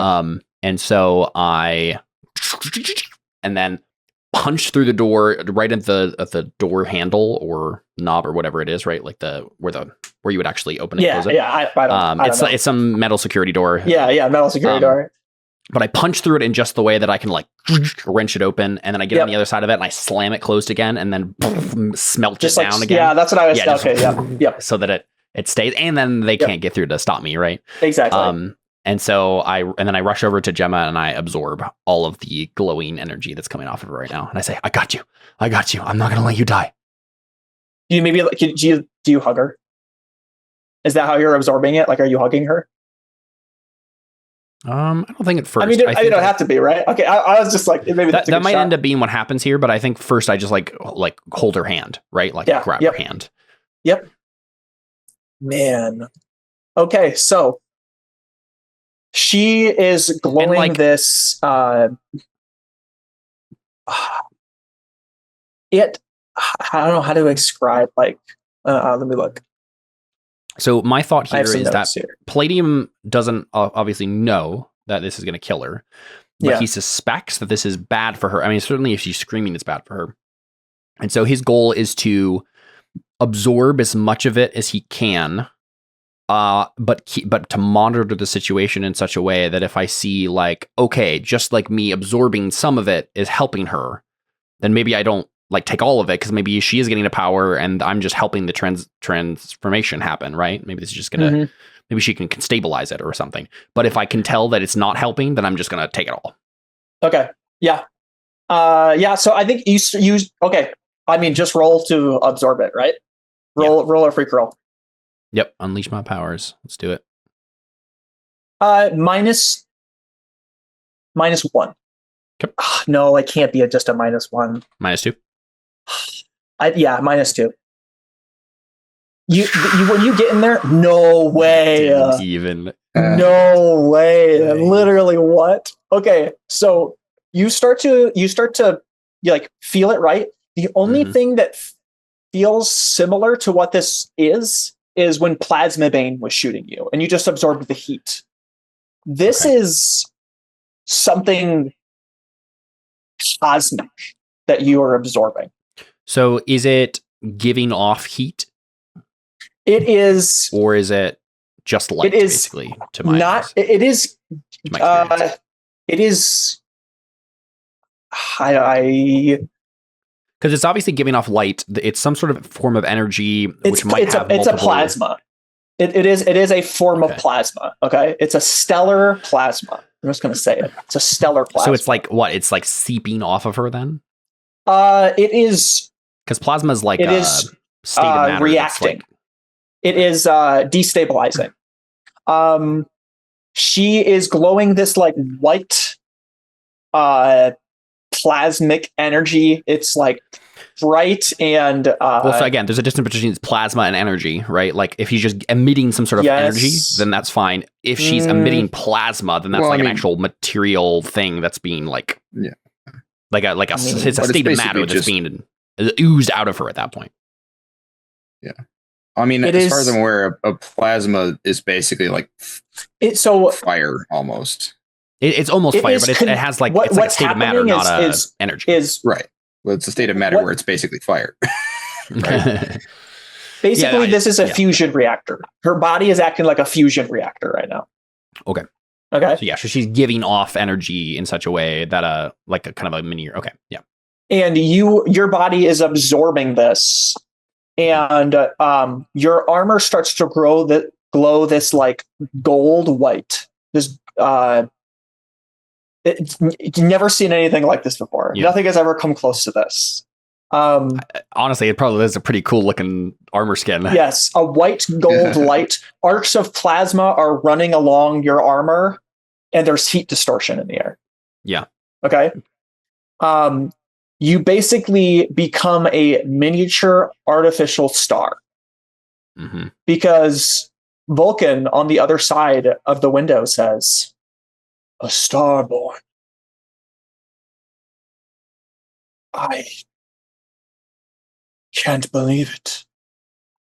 And Gemma is screaming, and then she sees you in like this haze of like, this, traumatic experience, but also like her body is melding with this, right? And so she finally kind of like sanes up, and she sees you, and you're just this white glowing, basically like in her like vision, like an angel. You look like a star to her. Like there's like a star like symbol almost like this, because she's squinting her eyes, and you're glowing this like white gold light, and you say, I got you. I'm not going to let you die."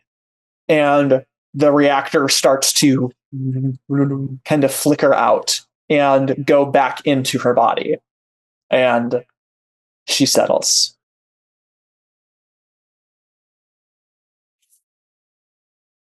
I assume you'd like unstrap her, right? So I'm standing there, like still glowing this. Yes. Like with a new skin, new energy pulsing through me. Yeah, new skin. That's right. Yep. Yeah. Unlocked a new customization option. Exactly. Yeah, that's how I picture all of these. Add this is a new limited edition Palladium action figure. Mm-hmm. Yeah, you got to buy the $40 battle pass to get. That's right. Yep. Yeah. Do I feel any different? This is the best energy you've ever felt. This feels almost heavenly. Mm-hmm. And also otherworldly. Yep. Not otherworldly in like a heavenly way, also like alien. It feels alien to you. Yeah. I think your armor feels at home. And I think you involuntarily feel a bit of numbness to you. Mm. Okay. I look at Gemma and I say, well, how about that? I guess they're going to stick us on all sorts of missions now. You can power me up, sis. She starts to cry. And I assume you like get her off the thing, right? Get her off the structure. Her at that point. Yeah. You hug her, and she like I guess I want to say that like, how would this react? Because like you still have this energy that's like absorbed inside of you. I think maybe like the bond, there's like it looks to us like to the camera, right? Like there's like a bond between the like energy reactor inside of her. Yes. And there's like, that's the best way to explain it. There's like arcs of energy that like go back and forth. And I don't know, I guess, how do you dissipate this? Maybe she involuntarily absorbs it back and like destabilizes it, or not destabilizes. I mean, I wanted you go use restabilizes it. On what? You're just going to carry it around while you sleep for a few days? I want to go flying? Yeah. Okay. I don't know. Sure. Okay. All right. Fine. I honestly, so I don't think starts to cry, would right? want her to just take it away. Right. Like it feels fine to him. Right. It feels great. Yeah. Yeah. So. Yeah. I think she starts to cry and she says, I'm so glad I get to be useful. I think Palladium cries at that point. Mm-hmm. And I'm stroking her hair. And I think I say, you have no idea how much I have relied on you. Useful, Gemma. You've been everything to me. I didn't want to lose you. I never want to lose you. Not until we're old and gray and stupid. Senile. Senile is the word. Yeah. She chuckles. You first. Especially the senile part.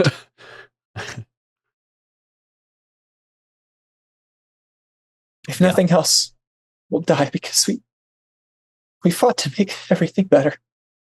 And that's okay too. I was already doing that, Gemma. I was already doing that for you.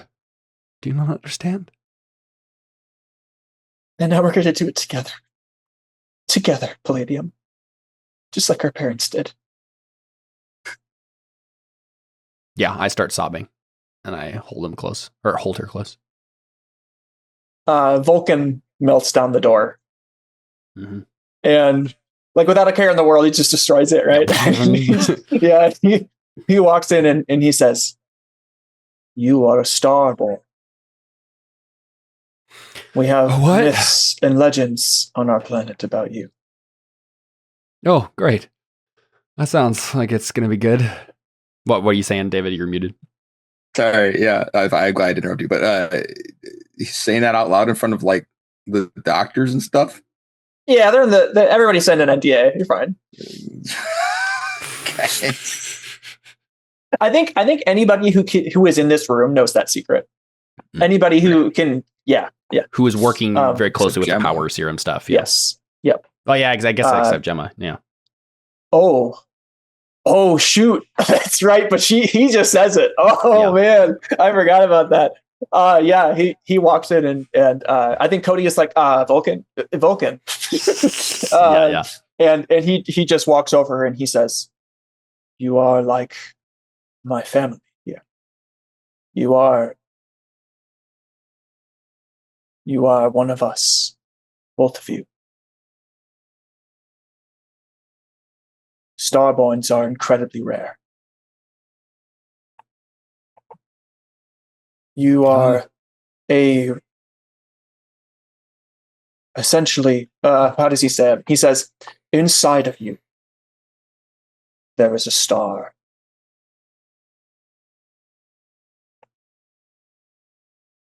You have incredible power.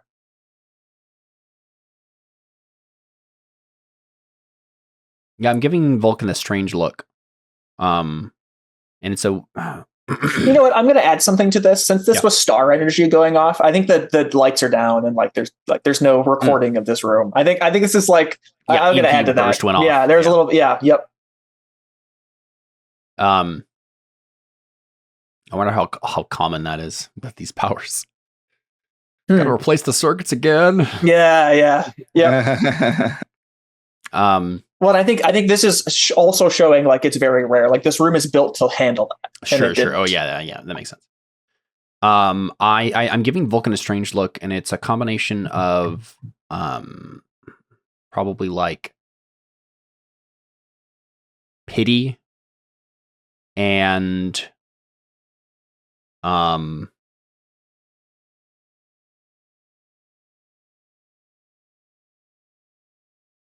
yeah, I don't know, mostly pity for myself and for him. Mm-hmm.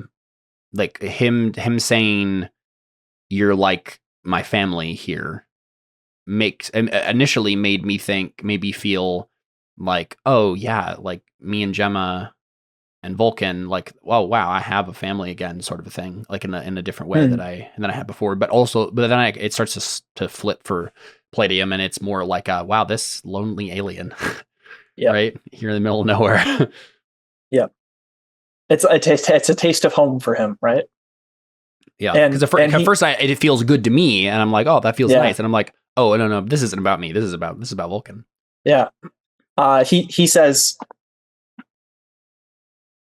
historically, starborns have been used to power entire cities, stabilize reactors, fuel spaceships.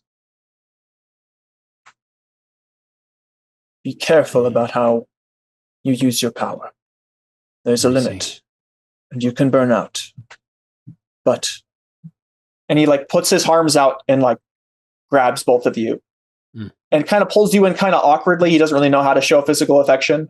It's more like it almost more feels like a handshake than like a hug. But he says, I will train you. And I think Gemma just says, what? we got yeah. Man. Woo! Wild, man. All right, there's more to come for that. All right. I pretty much knew that it was going to be like either he kills my sister or he makes my sister like perfectly complemented to my power. Those are the only two options, really. Hey, I think they're both still on the table. Yeah, I mean, can you imagine how much Reaper's going to want that if he hears about it? Yeah. That was as soon as Vulcan said that bit, I immediately, like Palladium specifically, immediately started thinking about like, oh, the government, oh, Reaper, oh, like all these people are going to want. Oh, great, I'm a MacGuffin. We strapped them in the engine room and we pumped energy out of them. I was like, that sounds horrible. That doesn't sound like anything we want at all. Yeah. Okay, so let's let me quick check my notes, but I think let's cut to the next day. Oh no, we got to cut back to hold up, crap. We got to resolve Emperor yet. You got to make your roll for DJ. Yeah. I should have been thinking what I was going to say to him, but I was just so enraptured with what Caleb was doing. I figured the whole plasma star thing probably caught your interest. Yeah. All right. I'm going to hopefully be allowed to use thermodynamic miracle. Yeah, it depends on what you say, right? Yeah. And it depends on if it makes sense for Bastian to say that and for it to like help her. Her? Oh, him, sorry. Sorry. Star Heart. That's the name. Oh, not Starborn. Okay. Not Starborn. Star Heart. Well, I guess which one's cooler? I don't know. Every time you say Starborn, I think of Mistborn. Yeah. So I don't know if that's what you want or not. But I personally think Starborn sounds better than Starheart. Mainly just because our right, like, yeah, it rolls off the tongue better. Yeah, I agree. I think I subconsciously like had that in my head, even though my notes said Starheart. LOL. Okay, go ahead, Bastian. So he's about to like do the procedure or whatever. Yeah, he's about to do open Emperor surgery. All right. Open circuit surgery. Yeah. Open Emperor surgery. Open.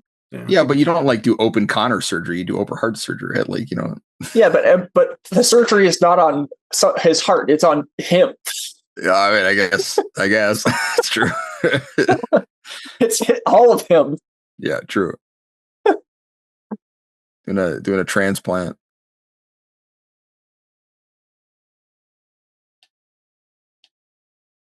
Are we ready? Oh yeah. Go ahead. Oh, okay. Go ahead. Say what you're gonna say. Yeah. Before you like, Blah blah blah. My words mouth memory time. Mm-hmm. Yeah. So I assume he's a little nervous. Of course, working on a Android Terminator AI supercomputer. Hybrid. Yep. So I go up to him and clasp him on the back and say, he jumps because he's like in his zone, right? Mm-hmm. I've recently discovered that I'm not so good with computers. Oh man. Inspiring. Go ahead and roll. No, I'm just kidding. No. But it seems you're everything that I hoped that I was in regards to that. And you were the first to act in this last, I guess we could call it a tragedy. So this should be nothing. You've got this, DJ. What are you saying? Like I'm smart or something? Well, you're smart and brave. You jumped into the fire before anyone else. I mean, other than us, obviously, because we're the main characters. But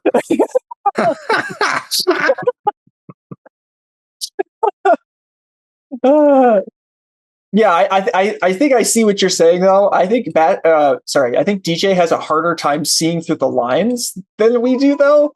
So I think you got to be a little bit more explicit. Yeah. So it's like you're smart and you're brave, except for we were faster to the punch, but yeah. But we had the unfair advantage of Dragon telling us. Okay, yeah.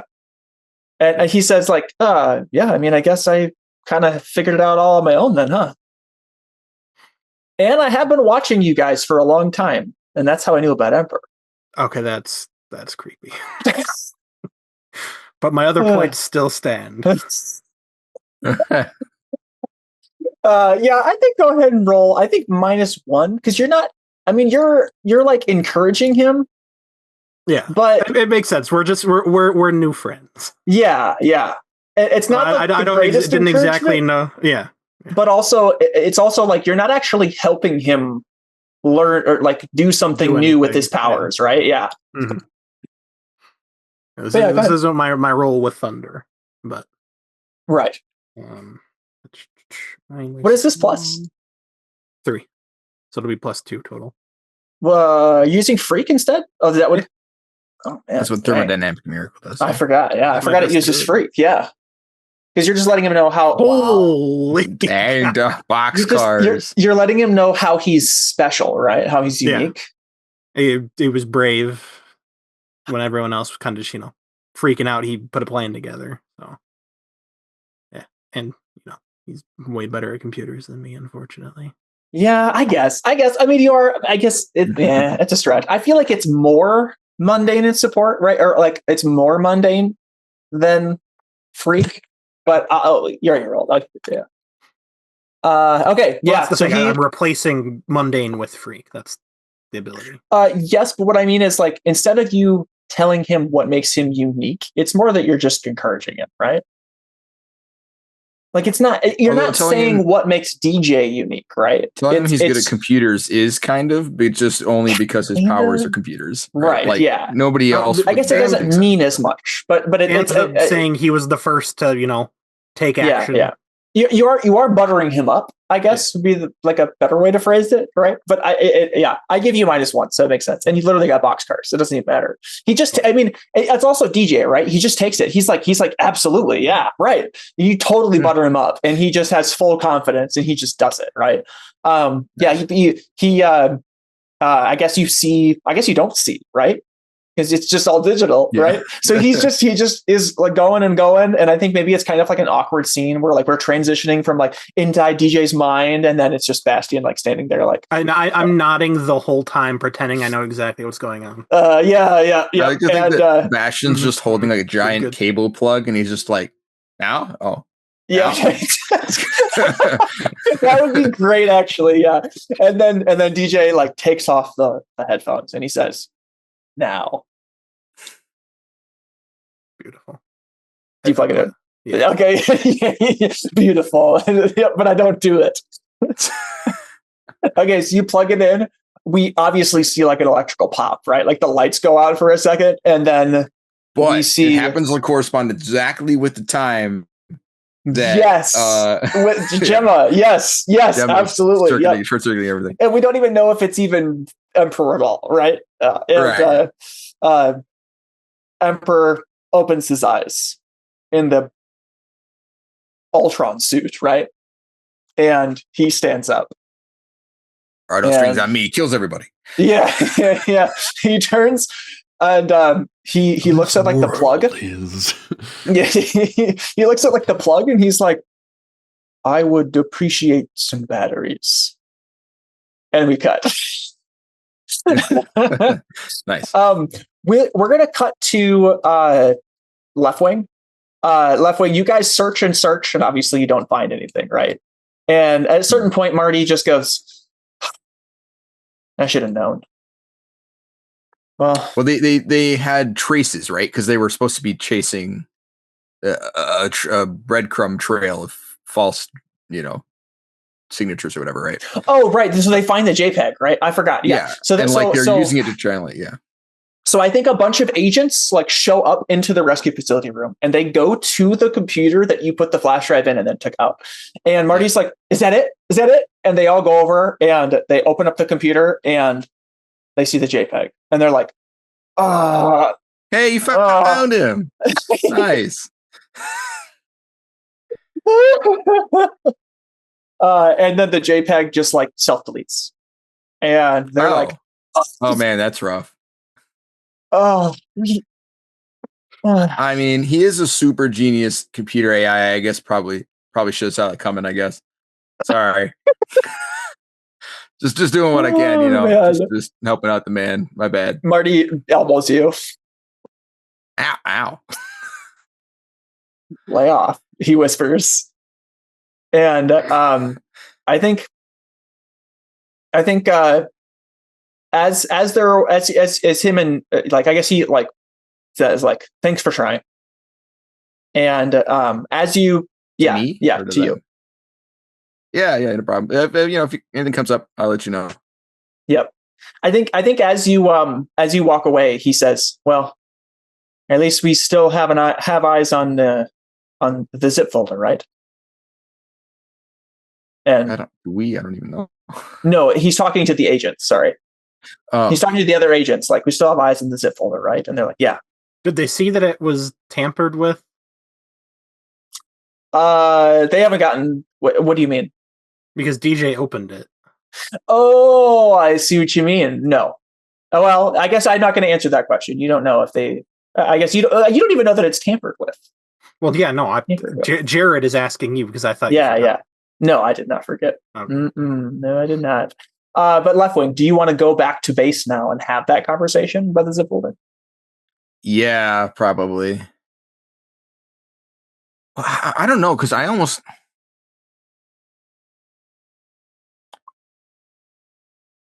going to talk to Marty instead. Okay. I think. All right. So yeah, I think I hear that and I'm like, "Hey Marty, can we talk?" He says, "It can't wait." I mean, it can, I guess, but we're both here and it's not like the JPEG's going anywhere.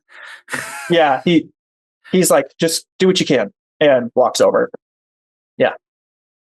So look, I heard you said about zip file. I know what that means. So here's the thing.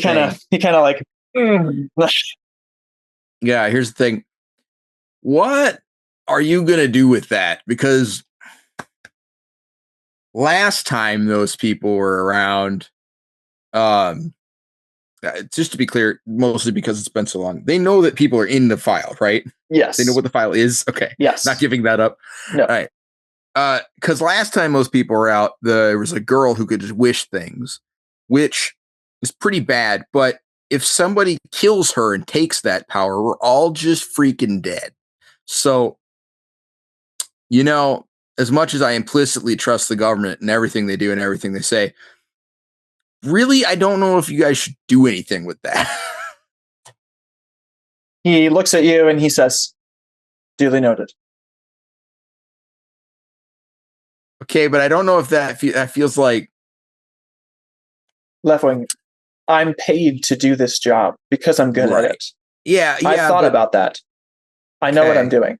Sure, but what happens when the people who pay you say, hey, you should unzip all those people? We didn't do this right. They didn't get due process. And then due process extinctionizes... Extinct causes to become extinct? Yes, all of the above. I understand what you're saying. Or whatever. Yeah. Listen, there's a lot going on with this. We have a plan. I can't tell you. I just can't. Okay, sure. I mean, just tell me you're not going to unzip them.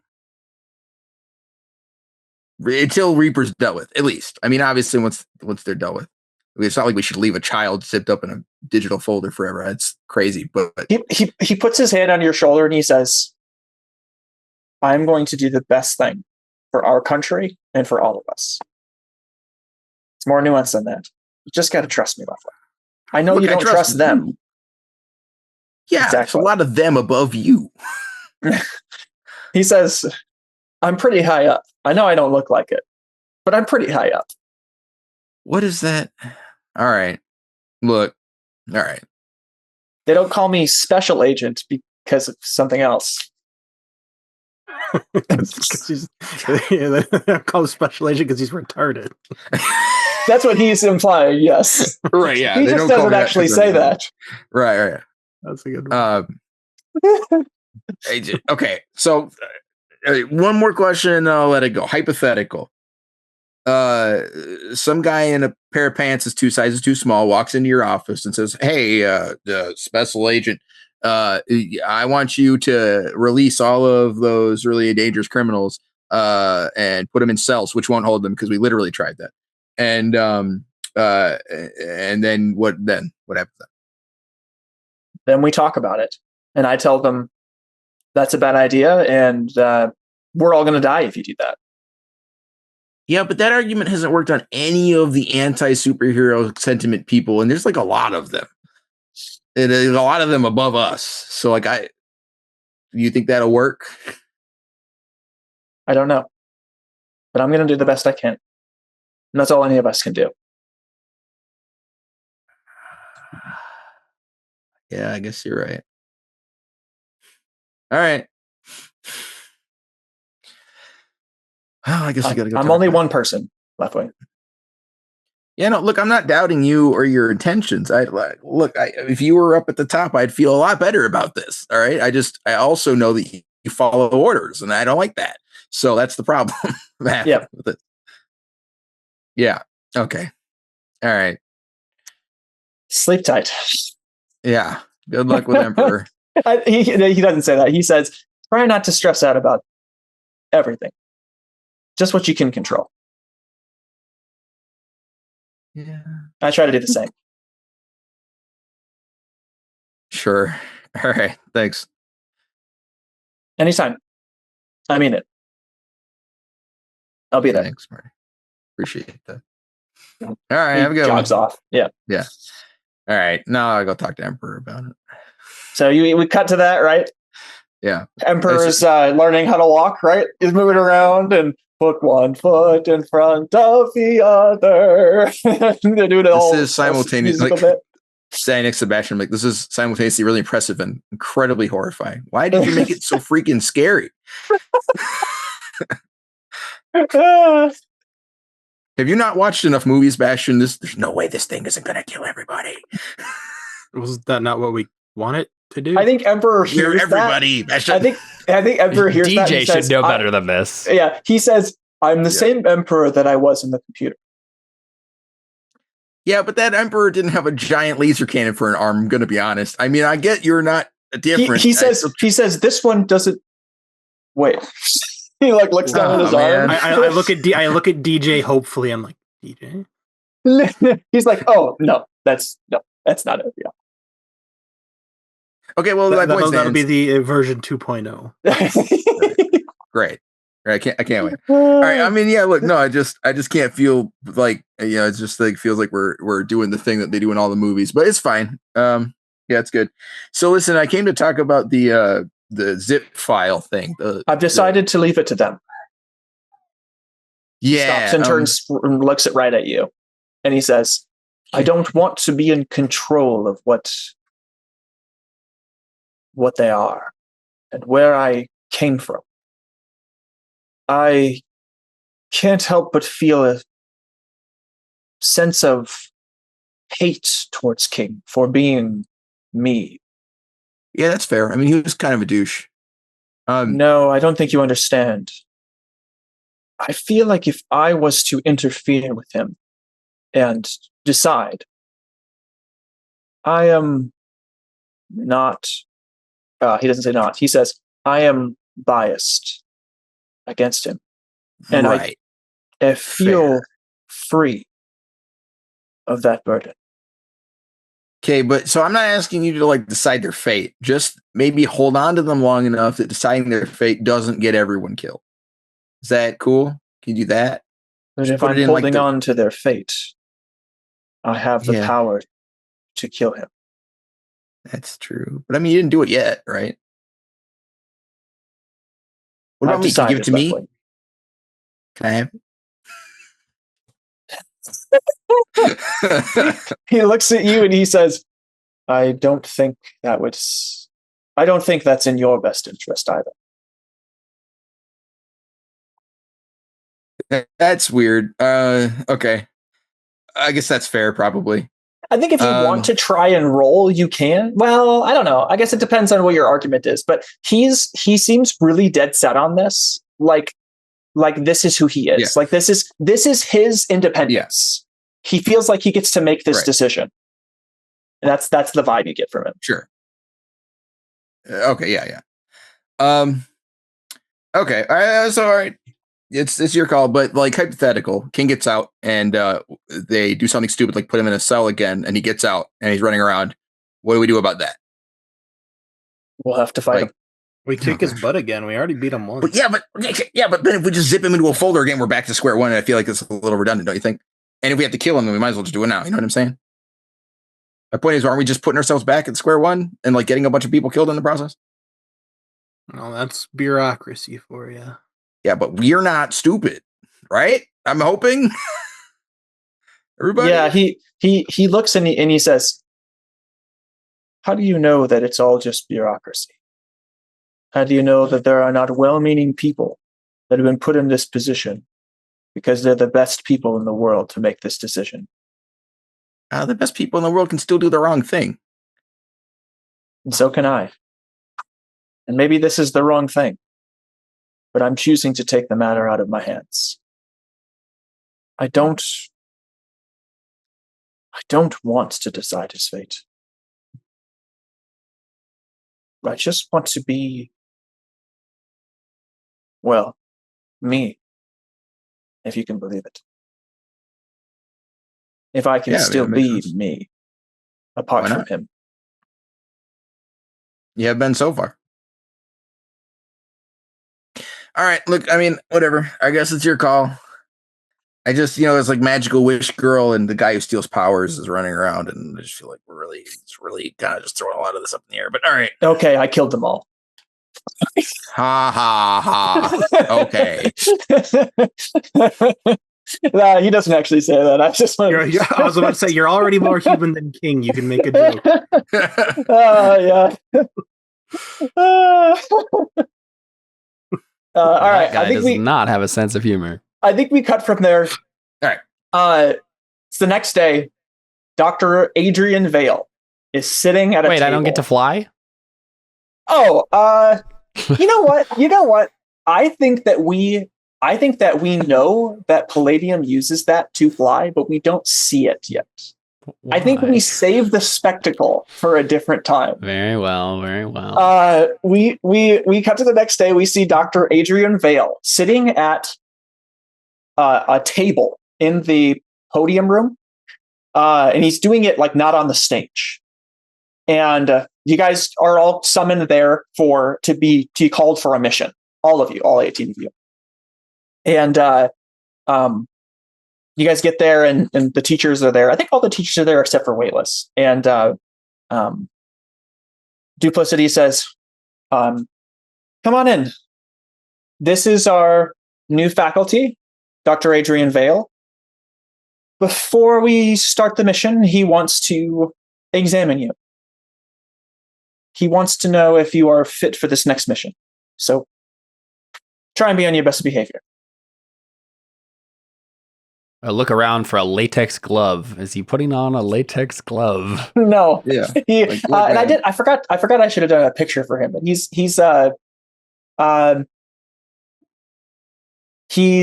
got spectacles.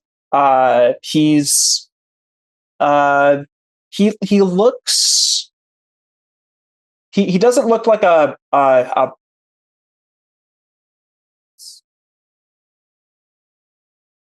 he's got a smile. He's sitting like there. A guy who's gonna ask you to wash his car. No.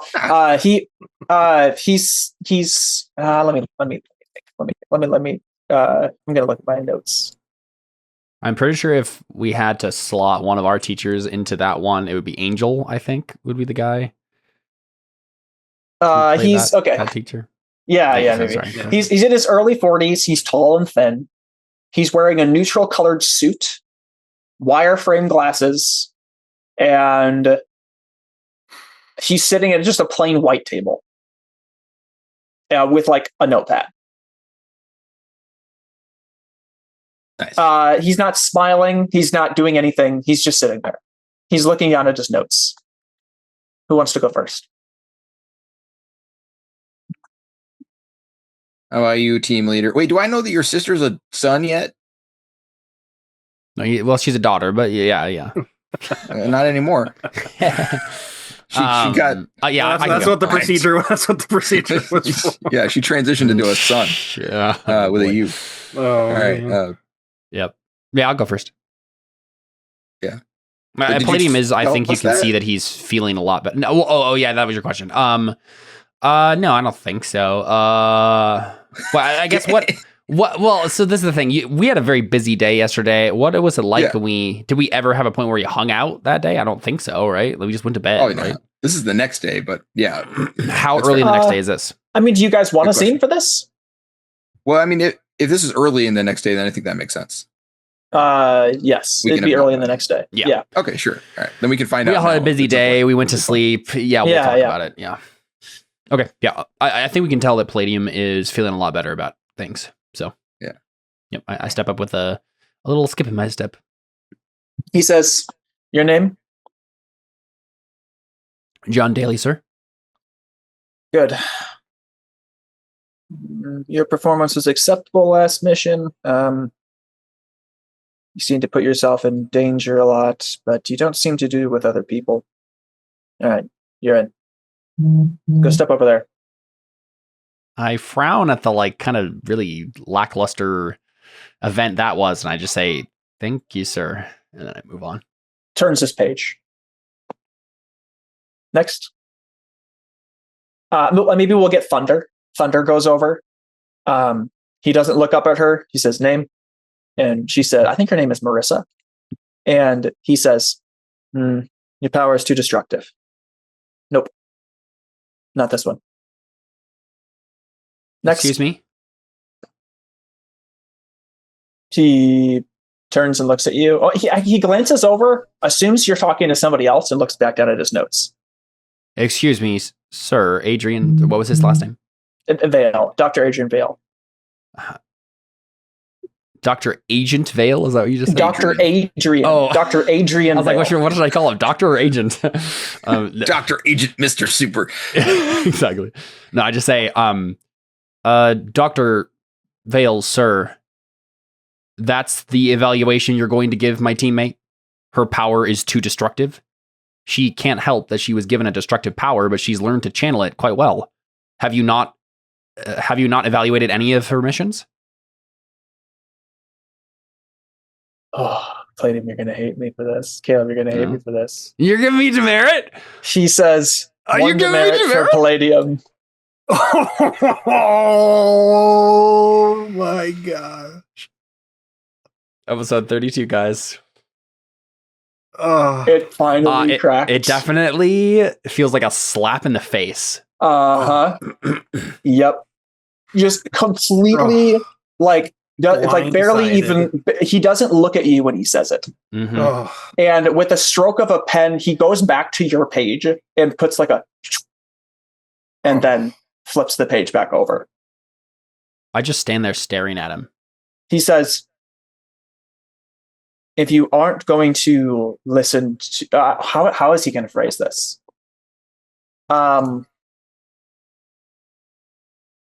He says, you can't speak out of line. That's all he says. And then he looks up and Palladium, do you have a question? He says, next. I stand there for a moment longer, and then I just say, understood, sir. And as we see Palladium turn, so for a long time, Palladium has been waffling on the edge of, I've tried to decide whether or not Palladium becomes a soldier or an outsider for his next playbook. He is no longer a soldier. Yeah. Now you've gotten him demerit. It's like, all right, sounds good. You're going to get demerit Palladium now. Hey, welcome to the team. Palladium. Good to have you. 30 episodes. Dude, what a moment. Oh, man. It's really as simple as that, to be like, oh, okay, yeah. All right, I see. That's how this is going to be. Sounds good. Yeah, I'm not gonna do this What anymore. An episode for Palladium. Holy cow. I love this. Sure. An emotional roller coaster. The next person comes up and he says, but I guess I can't think of who it would be. He says it's emoticon. I'll do it. It's emoticon, and he says, yes. Well, I meant to restrict you from this mission, but I've been vetoed. You're in. And emoticon walks over. Yep. So someone can veto you. Do you say not that? The people who act. No, I'm no, like okay, way away at this point, right? Yeah. Just muttering. I'm just muttering to myself. Two right? American one. Yeah. Who's next? I'll go. Bastion stands at attention. Yep. He says, he doesn't look at you. He just says, yep, I see. Very much so in control of your powers. Yes, you're in. I hate this guy. I was to say, if he kicks out Bastion, I'd have been like, you got to be kidding me. Bastion's killed the most out of all the students. Yeah, but you're also the least likely to get people hurt and not do your, other than the villains dying. Well, I guess that's not true, Palladium. Let me think about that. Let me think about that. But also, how much of that? You know what he says? You know what he says? He says, he says, not to kill anyone. Well, yeah, he says you're in, but on one, but deadly force is strictly prohibited. Yes, sir. And then I go to my spot. Yep. Bastion's familiar with this procedure. Yep. Left wing. Yeah. Name? Which one? Not your hair in it. Oh, Alan. You didn't ask me my right? name. That's my name. I think it's Alan. Yeah, Alan. Isn't that on the? Yeah, okay. It is. He says, definite rule breaker, but your power is too good to pass up for this event. You're on a tight leash, though. Oh, kinky. All right, thanks. I have notes that they'll keep a strict eye on you for this mission. He makes a note. They always do. Quantum Quill and Mist are okayed as well. And I'll have to think. Ice Blade is okayed for this mission. Really? Polar Shield. Get back to bite him. Yeah. Polar Shield is in, and could be anybody else. DJ? No DJ. He says no to DJ. He says no to Shorty because of his leg. And what's DJ gonna do wrong?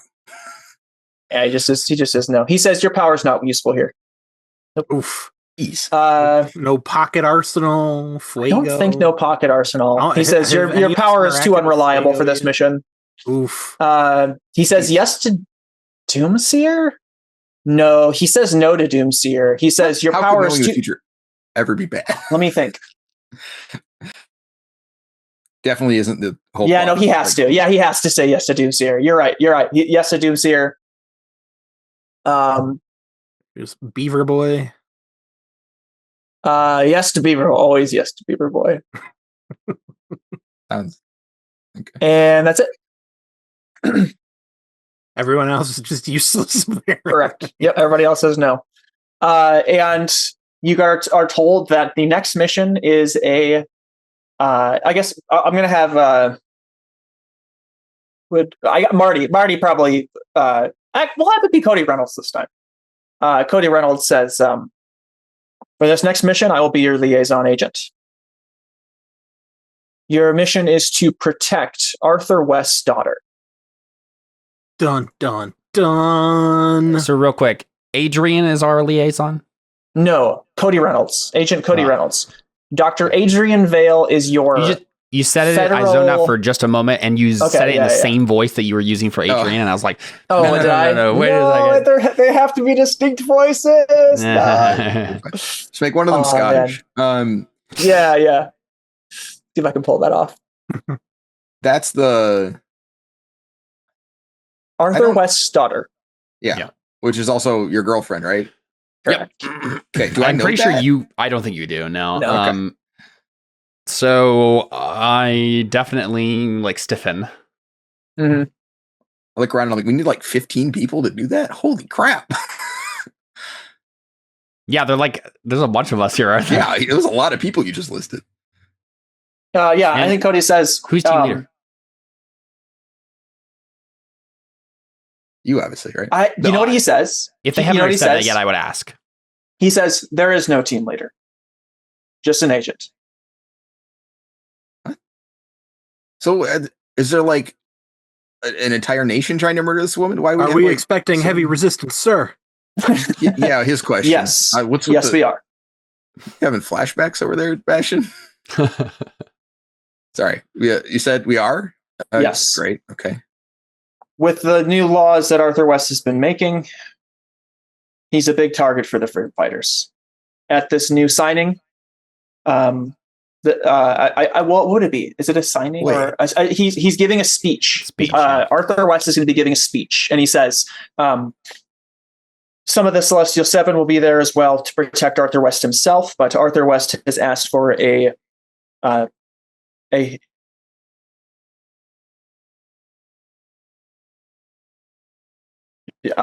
security detail specific. Passing all the laws about superheroes. So he's defunding the police. He's like a liberal mayor wanting to defund the police, but always has a private escort. He says, try to keep your try to keep your bias out of your mind for this mission. You're right. It's not his daughter's fault he's a moron, but it still just seems a little silly. It is. And Palladium's being awfully quiet during this whole thing. Mm-hmm. Yeah. But orders are orders. This is our mission. Your job is to lock down the entire building. Okay. Yes, sir. Palladium, you'll be... let me think this through. I stiffen again because I wonder if he's going to say He says Palladium, Left Wing, and Bastion. You three will be directly overseeing Abigail herself, the VIP. Okay. Okay. And then he goes off. The rest of you, you'll be, but the three of you will be directly. Yep. Can I make a suggestion? Yeah. We should have a strong house. Oh, I'm sorry. Before you say that, somebody else, Reflection, will also be there with you as a failsafe. If anything happens, the protocol will be for her to pull Abigail into a mirror to keep her safe. So we're securing a building, but we're not gonna have the one person good with technology here. Like monitor can't. Cody says, "You don't want to go down that road, Bastian. You just don't." Okay. Yeah. How dare you use your brain bashing? All right, listen. So what should we do? We should get a room, like a safe house somewhere. Put a dummy in it. Maybe the room with the mirror, whatever. And then if we need it, I can swap places with the dummy as long as it doesn't move too much. And then she'll be out of the building instantly. Good plan. Cool. All right. Amongst yourself. How does everything to me? Sorry. How does I think he also says the plan has to be approved by the liaison, by the what's his name? Gadrian. Yeah. Palladium's gonna call him that now. I cry. Oh God. The Federal Hero Compliance Officer. The FHCO. What if we call him the comp officer? I mean, if this wasn't a PG-13, that's a perfect. I mean, you just read it phonetically. I didn't realize. Oh man, I guess it's hard. I can't do it. You're hurting me inside. Man. Whoops. Man. Whoops. What a beautiful little mistake. Okay. How does Thunder look? She looked like she took being excluded well. Yeah, you know what? Yeah. She smiles and she says, "Good luck, guys. I'll be rooting for you." What's funny is like after I hear what mission we're on, I'm like, yeah, okay. Not having Thunder there is probably actually a good call. I don't know. I don't feel like not having anyone there is better than having them there and just having them not do anything. Yeah, but if we're like in a building, like what is she gonna do besides destroy the whole building? Turn a man to giblets? I don't know. Yeah, and all right, destroy the whole building. So we're gonna cut to you guys like walking in the building that day.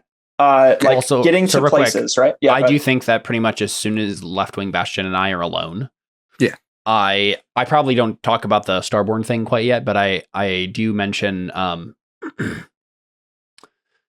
hey guys, before we go on this mission, I should probably just tell you something just so it doesn't come up in the middle of the mission and distract everybody. It's not going to be a huge deal. I think it'll be fine. Scaring me, bro. But so this Abigail, you're engaging in too.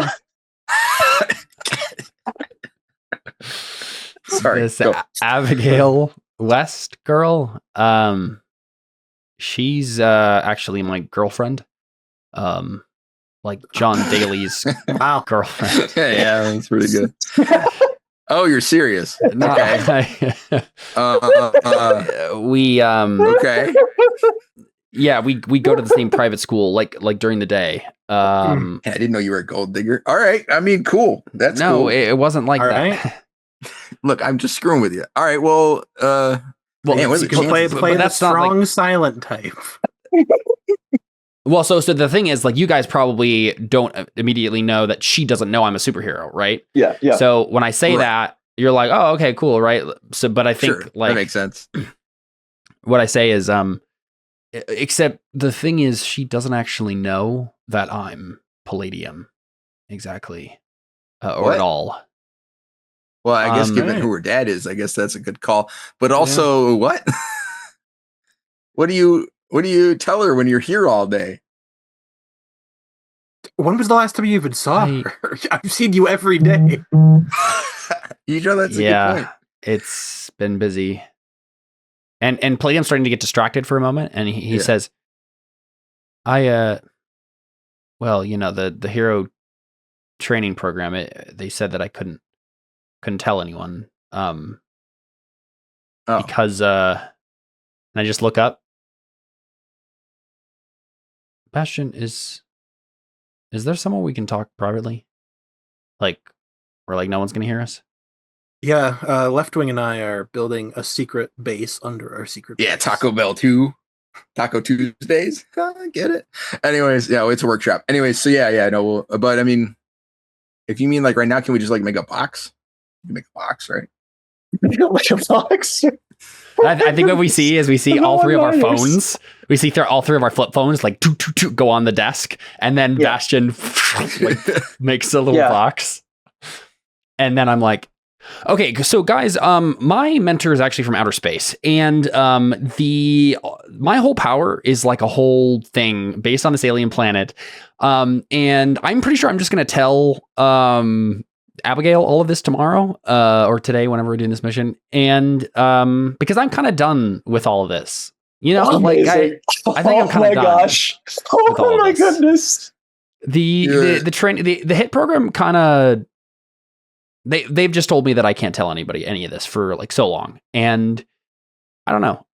Wait, well, it doesn't seem like it matters anymore for some reason. Well, yeah, kind of. Yeah. So wait, what?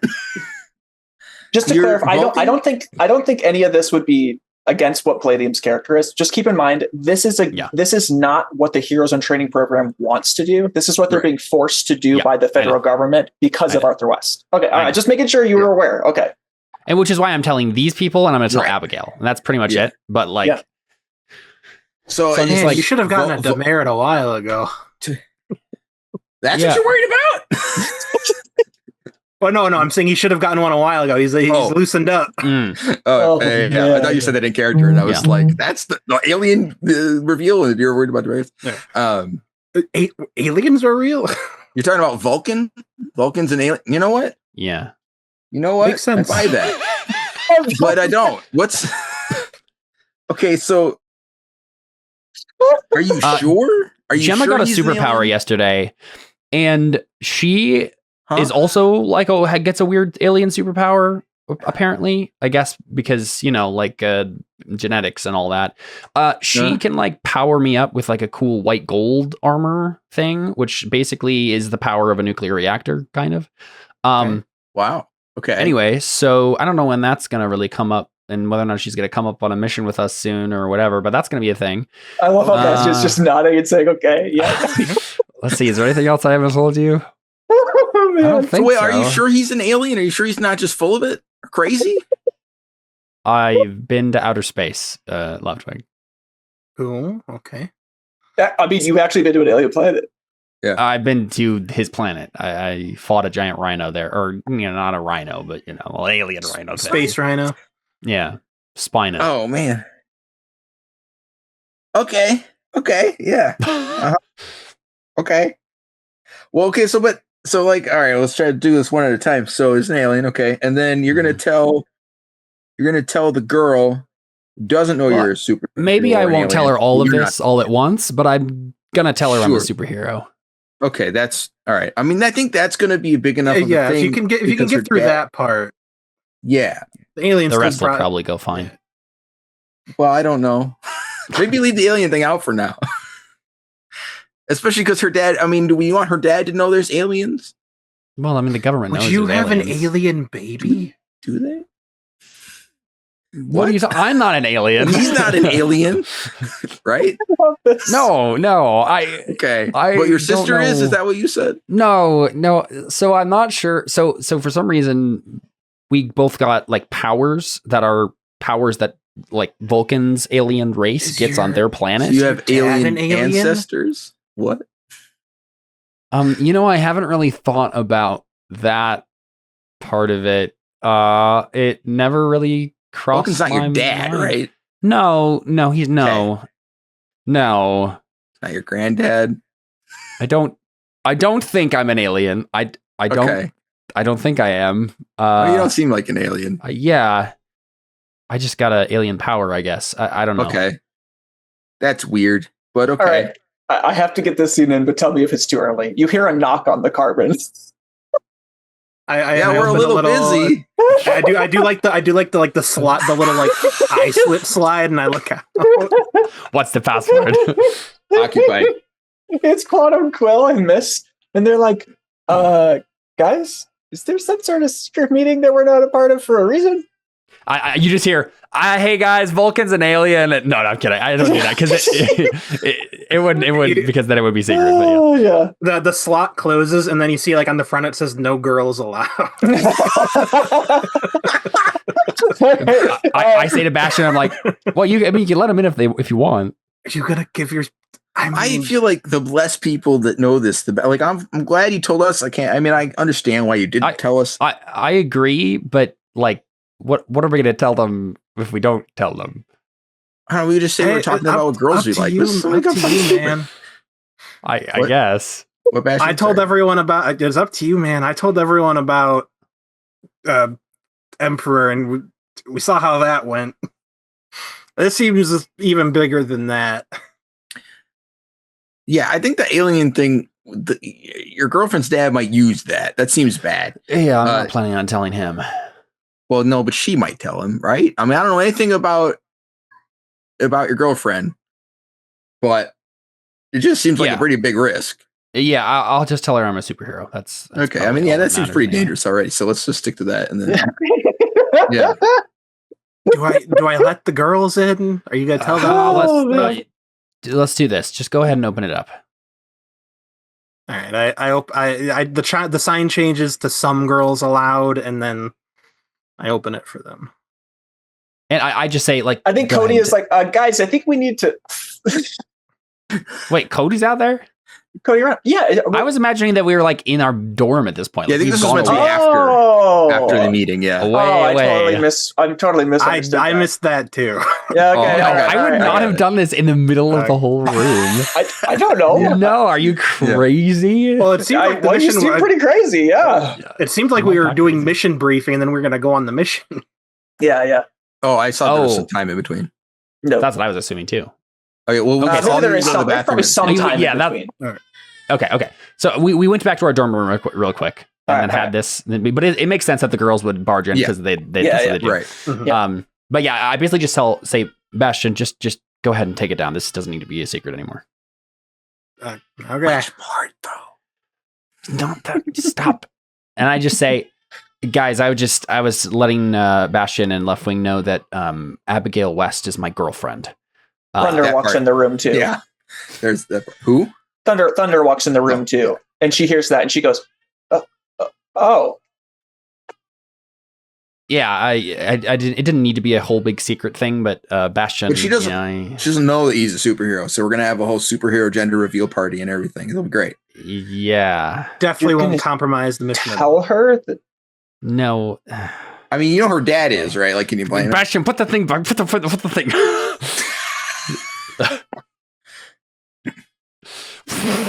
And it goes back up. I just like, okay. I was like, okay, so I mean, the hit program doesn't want me to tell her. I'm like, that's part of the whole thing. Listen.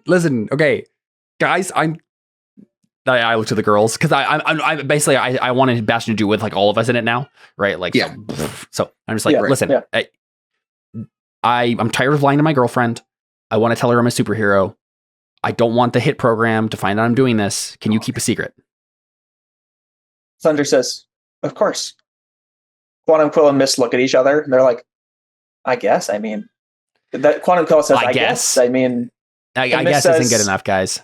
Yeah, I can keep a secret. I guess this feels not like, this doesn't feel like you, Palladium. Yeah, I don't know. I'm not feeling like me either. You got to demur it. Hurt his feelings. Thunder says, do you need to talk about it? Talk about what? How I don't feel like lying anymore? Not much to talk about, really. Yeah, I mean, that lines up pretty well. Okay. Yeah, of course. I was surprised you lied about it in the first place. Good on you. I'm proud of you. I hit you in the arm. What if we staged your helmet like coming off or exploding? Oh yeah, make a natural reveal. Sure. Like yeah, with your like what happened with your sister. Well, what? I think what happened with your sister. I think Thunder says, well, guys, I think they're waiting for you. I think it's Yeah. That's a good idea, Bastion. Sure, let's do it that way. We can figure out something. Just do good work out there, okay, guys? Can I pierce the mask on Thunder? Yeah. Last roll, I gotta go. Okay. Oh no! I'm guilty right now, or whatever it is. No, wait a second. Why do I have a -2? Oh, I just have -2 Monday. You just have a -2. I guess like once per session, I can affirm. Hey, this probably counts as affirming my secret identity. Can I switch it to mundane for this role? Probably doesn't get more than that. It's been forever since I've used that. He's literally talking about revealing his identity. Makes sense. So I would go from -2 to +3 on the 6 that I just rolled. -3 to +6. -2 to +6. So right now I rolled a 6 and got a -2, so it's 4. But if I swap my labels, it will be a 9 instead. Yeah, he'll have gotten it. Yeah. Oh, I see. Because like I think are you sure I hit the narrative trigger. In it? Are you okay? All right. Right. Go ahead. I'm affirming my. I just feel like this is something you wouldn't pick up on. I feel like you're not in that headspace. But I want to pick up on it. This has less to do with whether like the switching of the labels is something that I think has already happened. Like I triggered it. Yeah, it makes sense to me too. That you like when you were talking to us, right? Ask your question. There's just one, right? Just one question. What is the on a 7 to 9? Ask one. What are you really planning? What do you want me to do? What do you intend to do? How can I get your character to blank? How can I gain influence over you?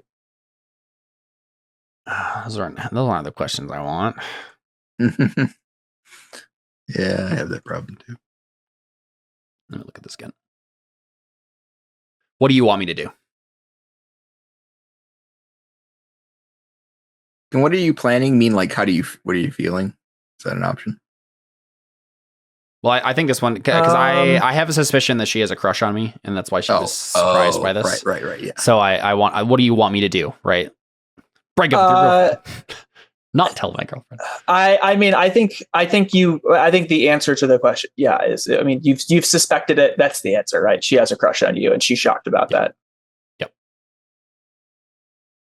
And again, Caleb, the 30-year-old man, picked up on this. I'm not sure, but apparently Palladium is smart enough that we probably just see a moment while everybody's getting ready to go that Palladium just like looks at Thunder. She's not looking at you. She's smiling and she's looking at everybody else but you, and that's your tell. Yep. Yeah, I'm not really going to do anything about it yet, but it's good to know. Once your relationship catastrophically fails in this mission, you'll have a backup plan. Yeah, because I think probably the best thing. I think probably the best thing to do is just leave it alone.